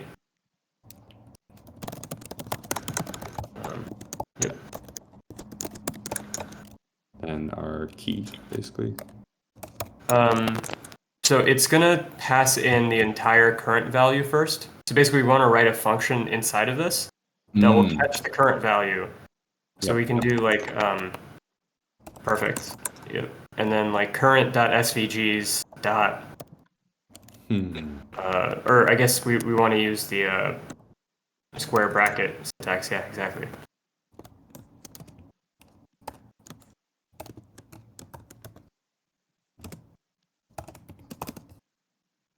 Why does it think SVGs does not exist here? We got to set up TypeScript for stand. Go. Got it. So really, we're just... Yep. And then we want to return current here too, because the set state expects the response to be the updated value. Makes sense. TypeScript definition is going to go in here for a second. Yep, I always copy paste it from the ZooStan site because I can never remember the text. That sounds better.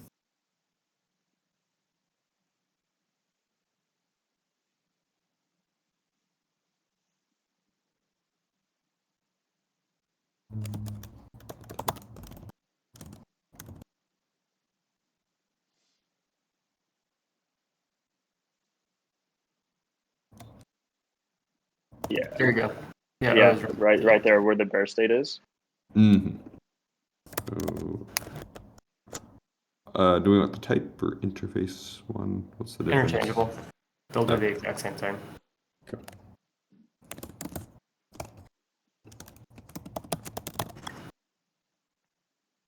I guess this is really our canvas state. And SVGs is in here as an object. So we can be a little bit more specific. We can do record with a capital R. Oh, SVGs is a record. Yes. But then the record we can define a little bit too. So record and then less than, greater than. And then inside we can do string, comma, string. Basically saying our key is a string and our value is also a type string. And then we don't need the braces at the end. Nice. Okay. And we don't have an increase function. Right, because we're manually specifying key every time. Yeah. And then in that create, you want to do the same kind of braces before the function, I think, or before anything, rather, like before opening any of the curly braces. Like here. These guys, yeah, I think so. Yes, Canvas state. Yeah. Okay, before state.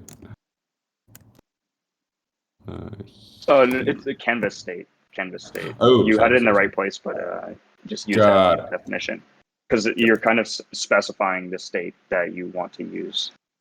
Yes. For this like object function thing, whatever it is. But that goes inside of. It goes right above before the first parentheses. Even before this one. Yeah, there we go. Yeah. Okay. So create is passing in these extra things, but we expect it to be of type canvas state. Yep. Okay. So it's the same thing of like when we did use state with the number before. It's the same kind of shape to the syntax. Yep. And then let's see if oh no, it's still complaining.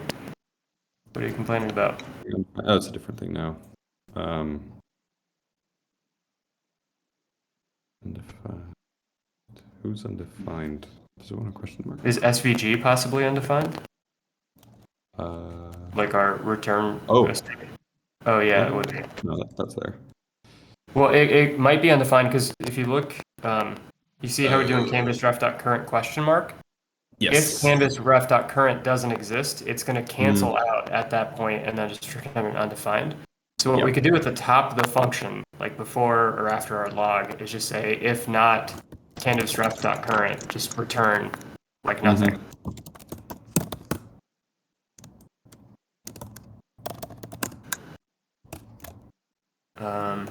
Yep, and then I think we lose the question mark below, and TypeScript should be okay with it. I'm sure it exists now. Yeah. There we go. Yeah. Right. So if we can now get something into state, it stands to reason that would it be that each individual tile can go into state and see if there's something defined for it, just plop that into itself. And given that tile already knows its XY coordinates, it can access state from here. Is that the right level to do it from? Yep. Okay. What?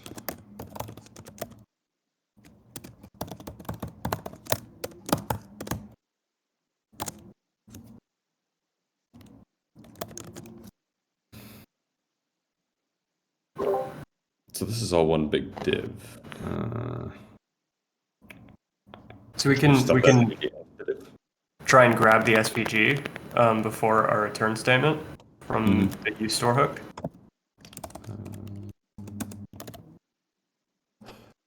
Should that be part of the state or just like a pretty simple variable?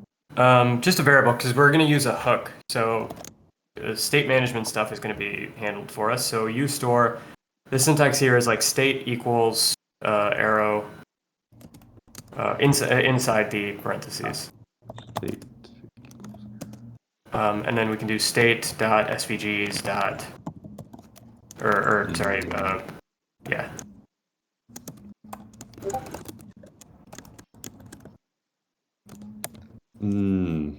SVG useStore inside of that passing in state that knows to return. Yep. Okay. And then our SVG will either contain an SVG or not. Yeah. I think if we do a div inside of our other div, and then do I think underscore within the yeah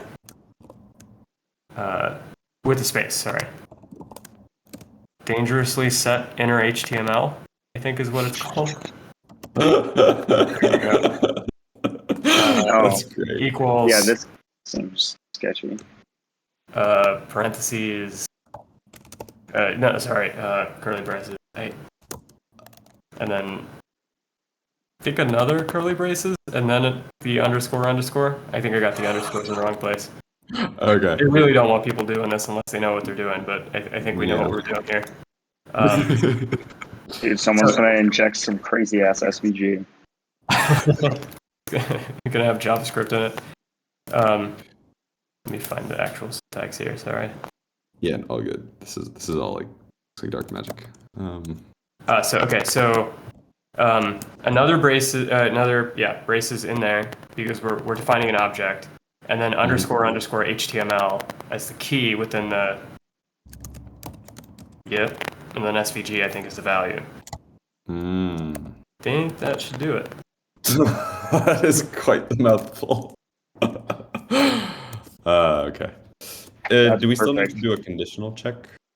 Or should we have this maybe default to just a blank SVG, or maybe this div not render at all? Yeah, I think maybe around the div we can just do like SVG and.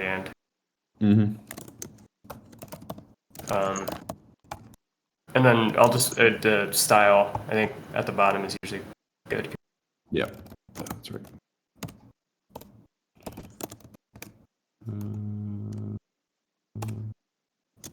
I've already forgotten the fancy syntax. Is it square brackets or brackets? Or I don't think you need anything. So I think if you just move the closing bracket, yeah. And then just like that. Yep. All right. So save doesn't currently exit, but Oh my god. Crap. Nice. That's beautiful. Some crazy stuff. So I mean, in theory, like, if y'all open up this URL, I mean, strange things are gonna happen to everything. But feel free. What? Okay. Oh wow, we're about to tunnel into your machine. It may be kind of slow. ngrok is kind of slow sometimes on the initial, but I don't know why. Click. Handle save should maybe also close the modal, but I don't know if everything can know that because our modal's at the surface level. Can we perhaps pass close modal into the editor as a prop? Yeah. Okay.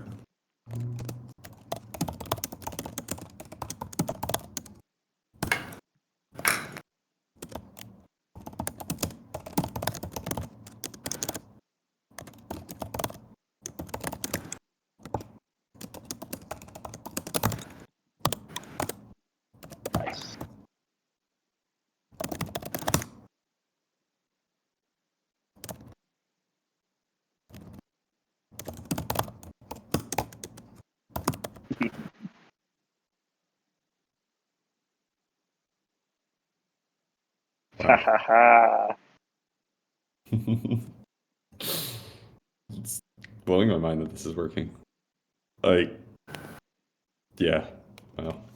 Pre-React, this would have taken a week. Yeah. Also pre-buzzard. Like, yeah, a week is very optimistic. Weird. Interesting. Got like a partial Oh, hover yeah. because I guess our size isn't 100% the same ratio as. Yeah. It's like 600, 500 right now. Yeah. So you just change that for future. Does it output a background? What is happening there? Like, Yeah, I well, think like, the probably way. yeah. Huh. I wonder. That looked like something you said. I think in the editor, right? It's just the size is not square. Yeah. Okay. I was looking for. Oh, it this. is Wait, square. no. Canvas Oh, is this square is in here, this but is not edit in. page editor. Yeah. We can probably Yeah. remove edit.tsx because it's just Yeah, gonna get and the confusing. React Canvas draw package as Yeah. well. Yeah. Mhm.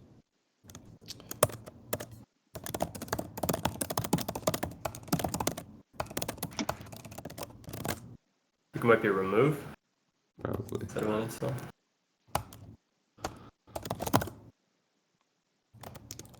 So I've got to head out to the airport probably in about 15 minutes ish. So I'll be sure to push up before then. And then I think, like, I'm happy to jump on afterwards as well. But if somebody wants to take over at that point, good time. Cool. Totally. Real quick, so height here, yeah. Yep, that's 600 to 600. Okay, perfect. Now that matches. So. Let's see.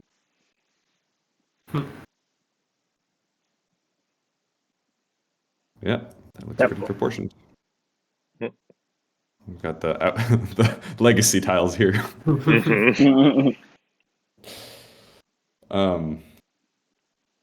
Okay. Yeah, I mean this is wow, this is exciting.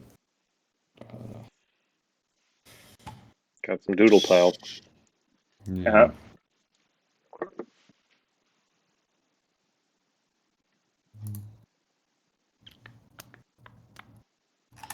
Shall I get everything committed and maybe try and link it up to Vercel or Good. something? Sure. Although, just trying to remember, could this perhaps be hosted off of GitHub Pages? Because we don't. I'm trying to think about the last time that we needed something fancy, and what we don't need now.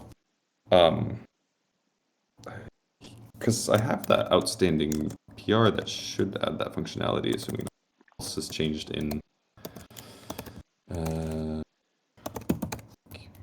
factory IPO. No, not factory. I think it was under my name and then next dash template.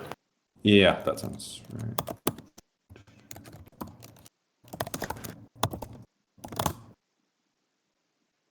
Yeah, the PR is still open. Sweet. Okay. So there was a couple things. Just a little bit of. I can take care of this after, but yeah, I think Pages template would or deploy would work pretty well for us because then it's just like one less step. For now, I'll just push it up to the repo and we can all build it individually. Let's see.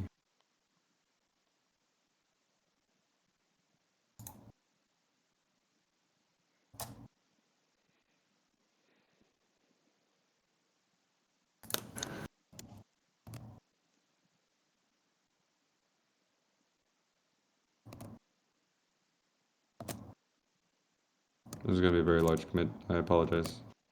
Terrible. Those are all good. Okay. It's already starting to stress me out. Yarn lock. I guess we can go with that instead of package lock. I'm going to ignore package lock entirely. But we have two yarn locks, and I think we only want to keep the one inside of web. For now, yeah. Yeah, but we don't want to ignore it. We just want to delete it. Yeah. Okay. Okay.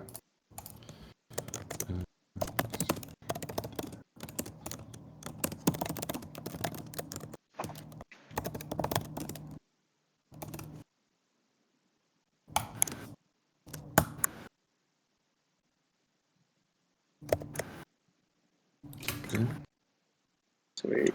Oh. Oh. Please tell me it works with the yarn, please.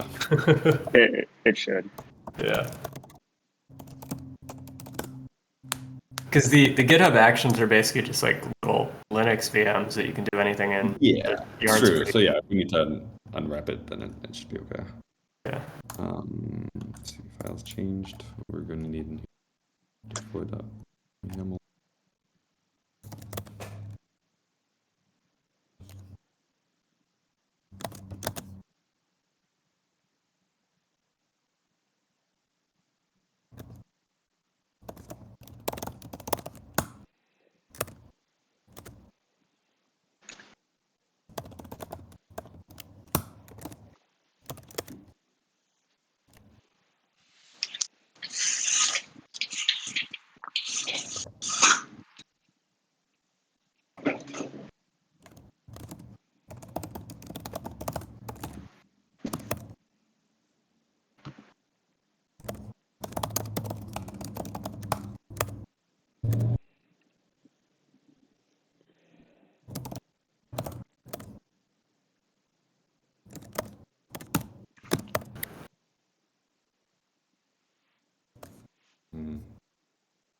Does it look like I'm missing anything here? Did I do anything wrong?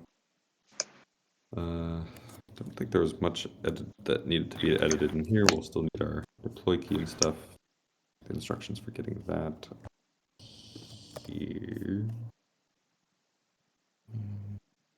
Generate deploy key to get into here.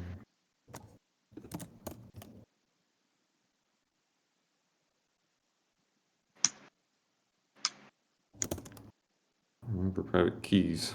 Taking this long to generate. Going on here.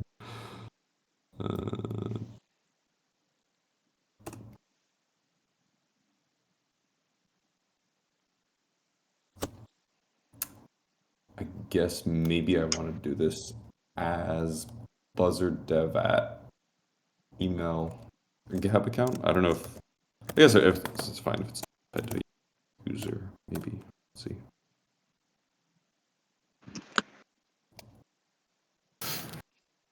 Wow. It's just like not going. There we go.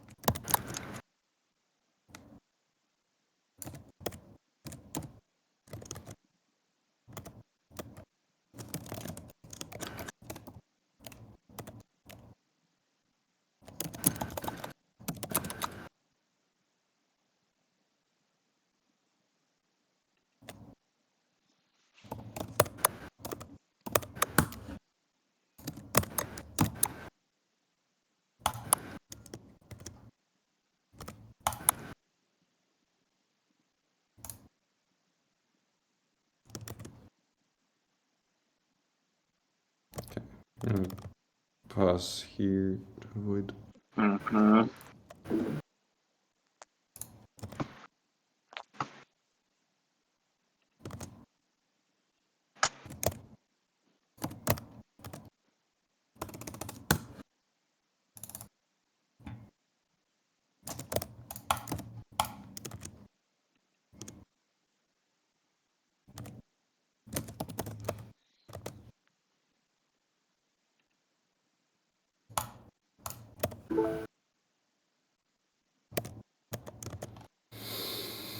Okay.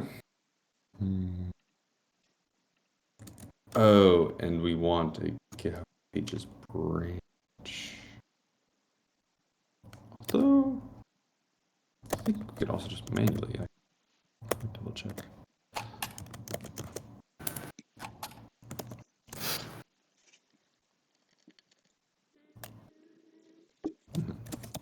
Try to push it. Yep. Yep. Ooh. That's, well, regenerate that later.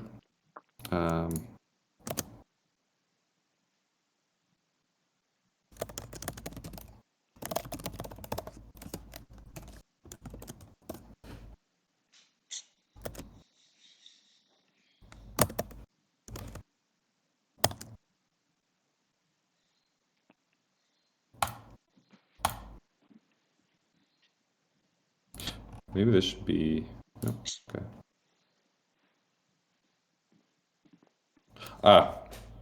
So that's the other caveat. This only works when the repo is public. We can open it up, right? I think so. I might have to do that.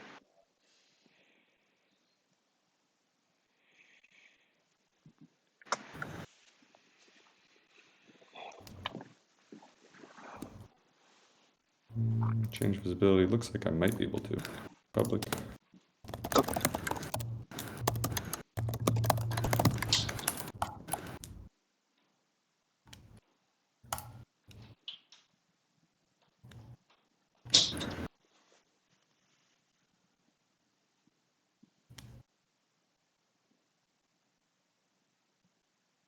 Is it slightly different because it's a mono repo now?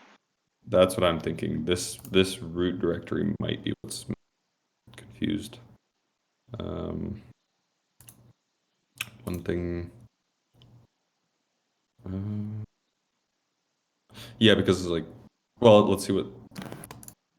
First of all, actions is if there's anything going on. No. So okay, that's interesting.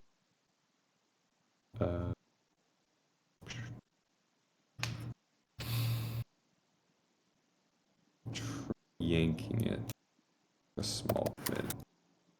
Let's see what happens.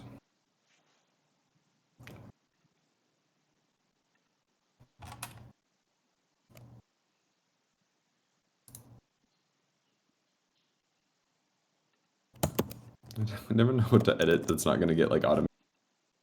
let's get rid of that. There.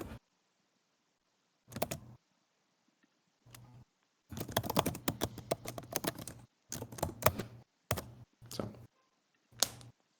now might trigger the deploy, possibly. Actually, no, not yet. That is.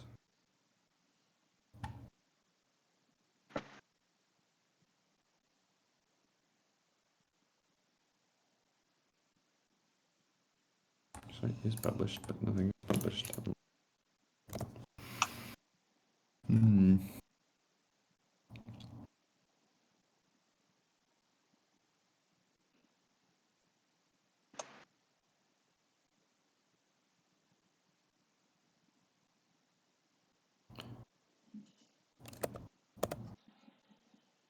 Oh, that would be a problem. I think my GitHub workflows directories inside of web.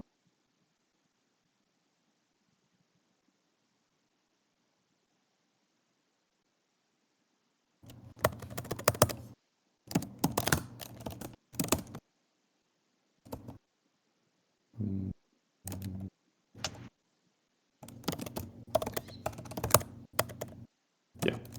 So.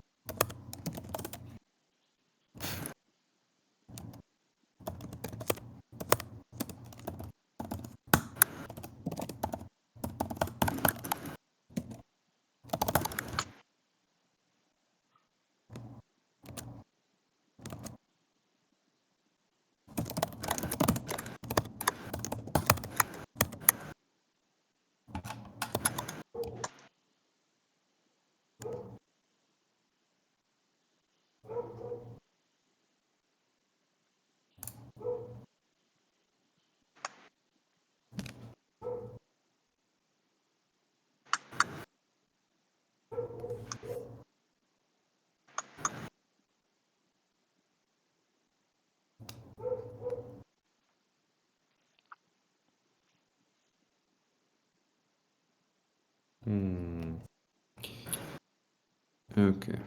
So this feels like we're going to try and run PICI. I think this is actually defined in our script somewhere.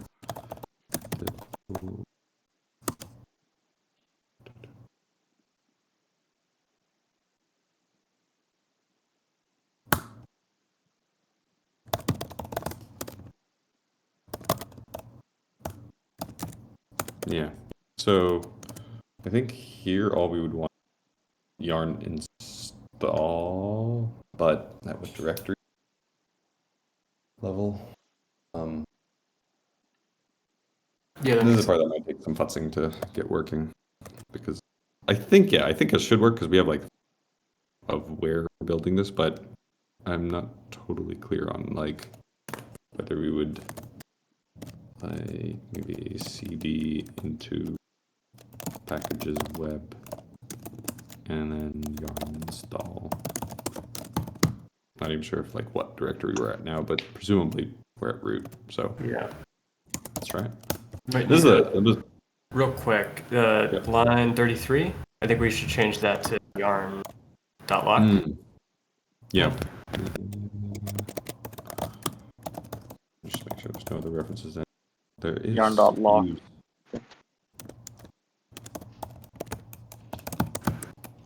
npm7. I mean, this is the installation itself. How is that different from build? Oh, I guess this for us might still actually be npm run build, just because we're installing packages through yarn. I guess It's probably yarn build instead. Yeah. Okay. That. Oh. Oh, are you kidding?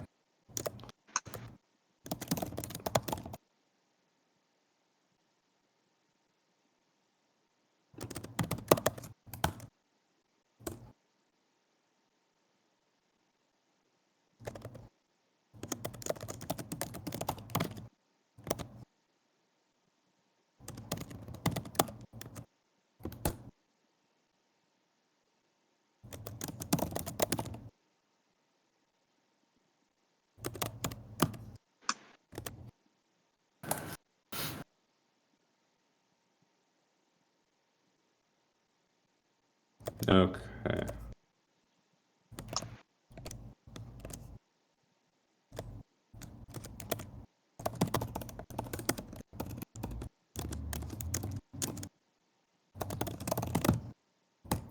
Up in here, we use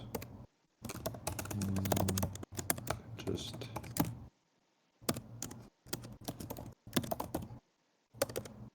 with what? What are we doing here? With dot path. Cache dependencies. I don't know how this is going to work. Makes sense to just drop it all for now. Yeah, I think it's something we can come back to. Yeah. And if we're doing, because we have static exports, made the repo public, like we've got a ton of options, I guess. Yeah. I guess I'm just saying this should work now. Yeah, we could definitely. Yeah. Okay. And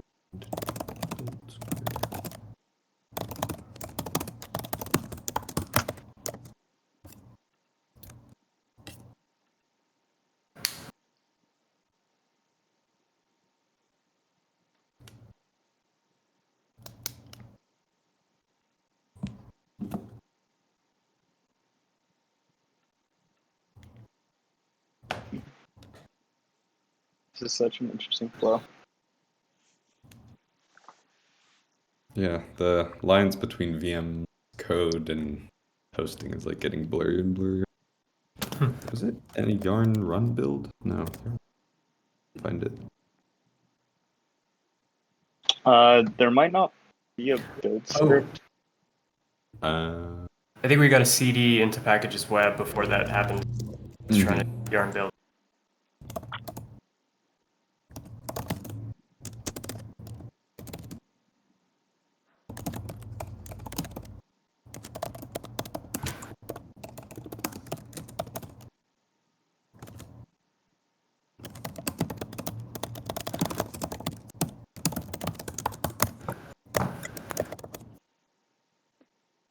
This is something that VS Code should just have like a runner for. I know. Like, you have to get faster. Sometimes you have to like 10-minute Docker scripts, and it's like get 8 minutes in, it's like, nope, broke again. It's just like makes me want to cry. Also, yeah, given like the integration between VS Code and GitHub and Microsoft, yeah, I could just simulate all this locally before doing it. Yeah, that looks better. Yeah.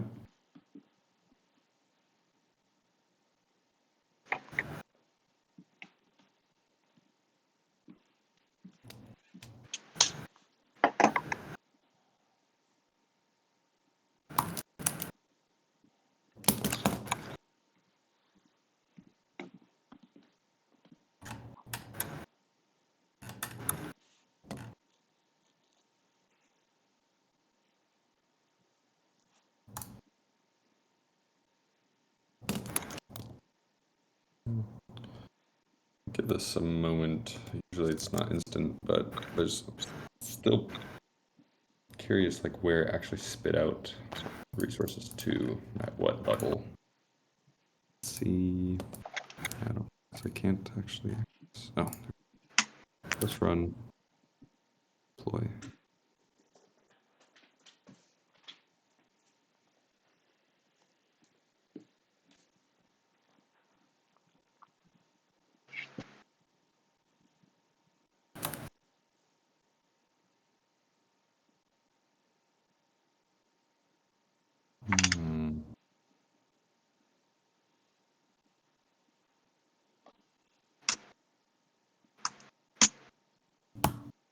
This is confusing. GitHub pages is now a branch.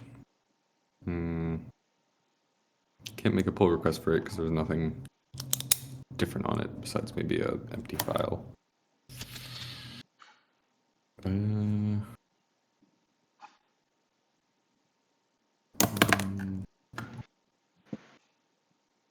You'll need to place a nojekyll file in /public to bypass.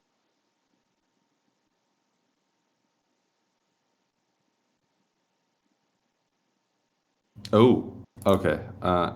Assets might be a different location as well because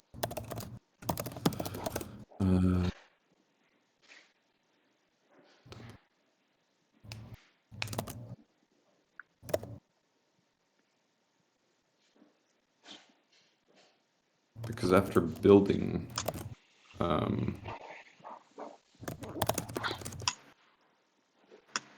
all of this might have been at the level of packages web. So it thinks this is root here, but this actually needs to be packages web like that, maybe. But I really don't know like what next template. Usually, I think the asset prefix is on the front end when it needs to import like Next.js resources. I think it's prefixing it with this. Okay. I don't know how much it needs to map to the internal repo structure. I think it's more about internal. Yeah, like post build. What was the URL structure? Yeah.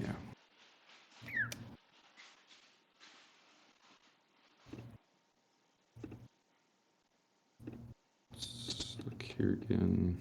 Okay, so build, we're seeding into there, building it, load in, then this looks like our webpack, so it's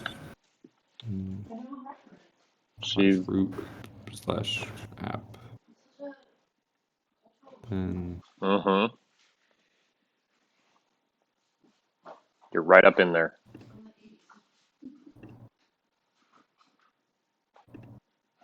Just running 30 years behind. I think that's the 2000s.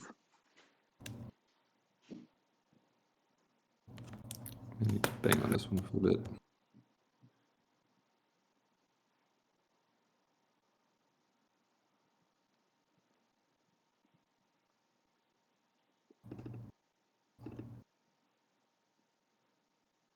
I guess, is that .out directory still relative to this, or is each new definition like going to spawn it? Probably spawn it at root because we had to do it twice here. That's the Yeah. only thing I can think of. So I wonder if that's packages web/out possibly. Well, oh. Oh, wait, no, you know what it could be? Is that our build isn't doing an export. We might still need to do like a yarn. In our package JSON, there I think there's like an basically we're not actually building the static files yet. So I guess in our webs package.json, in our build we can do next build and next export, which will then actually generate the files that go into the out directory. And then I'm not sure if that out directory is properly configured for the YAML. My gut says this is relative to where we usually spawn, so it's at. So I think publish directory. If we want to say publish from, then we do need to specify. I think /package/web. I think that makes sense. If it's doing the things that I think it's doing, which is not a guarantee. So you might want to git ignore the out directory. is that? Oh, it's inside of here. Yep. Out.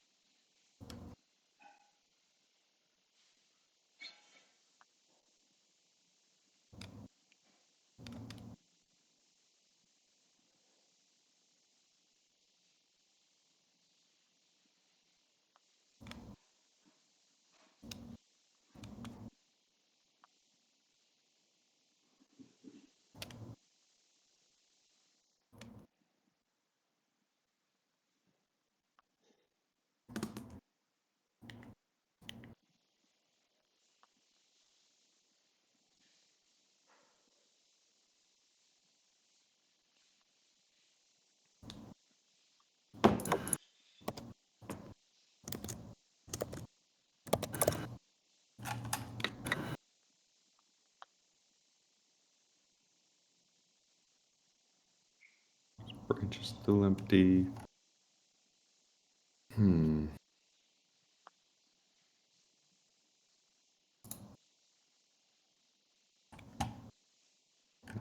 Hey John, I just want to make sure that do you need to go to the airport soon? I just want to make sure you're okay on time. Yeah, I mean, she lands at 12:30, but there's like a meeting and all that stuff. Okay. Yeah, I'm just waiting for like a message or just like yeah. But thanks. Okay. I am not sure.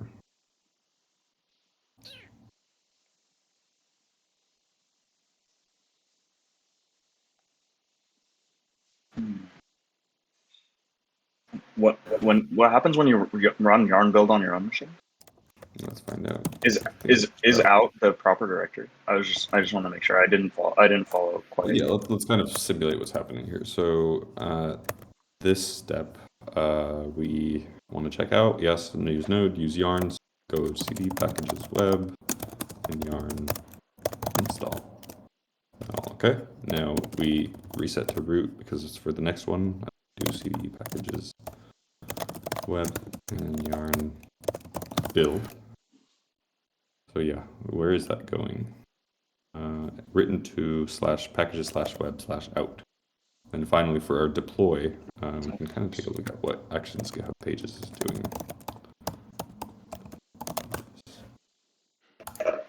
I think it's probably roughly saying go to that directory and everything out there.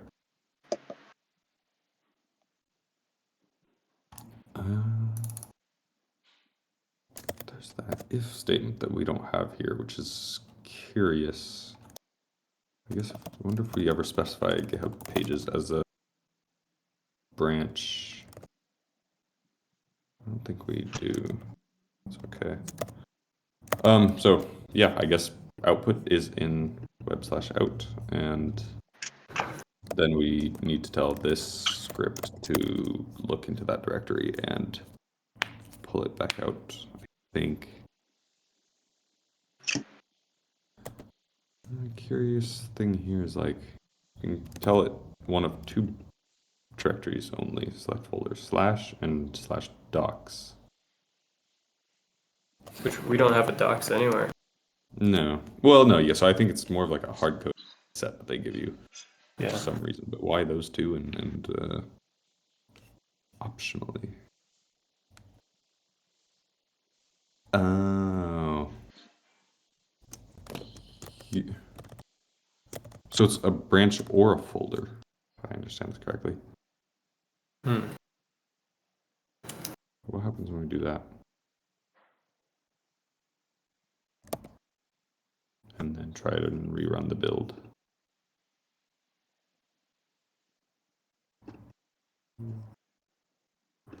Should be able to do that.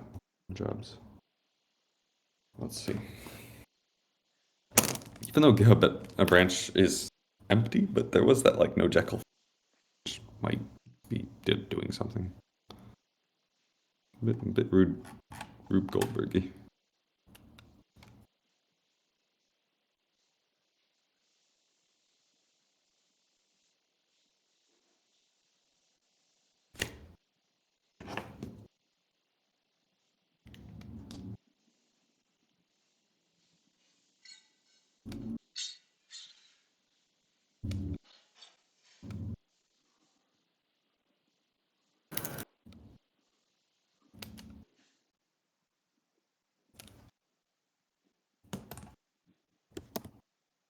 Whoa.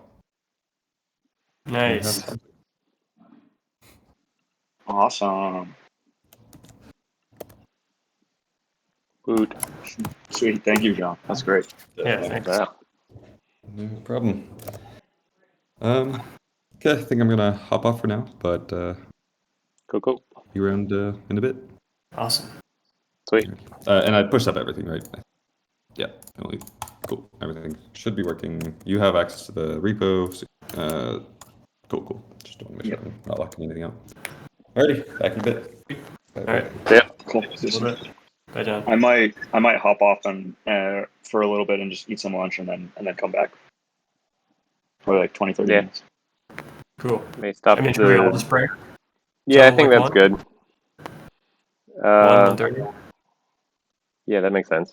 I can give my computer a break Cool. from recording. It's been working hard. Cool. All right. Talk to you all in a So little in bit. a bit. See you in a bit. Bye. Bye.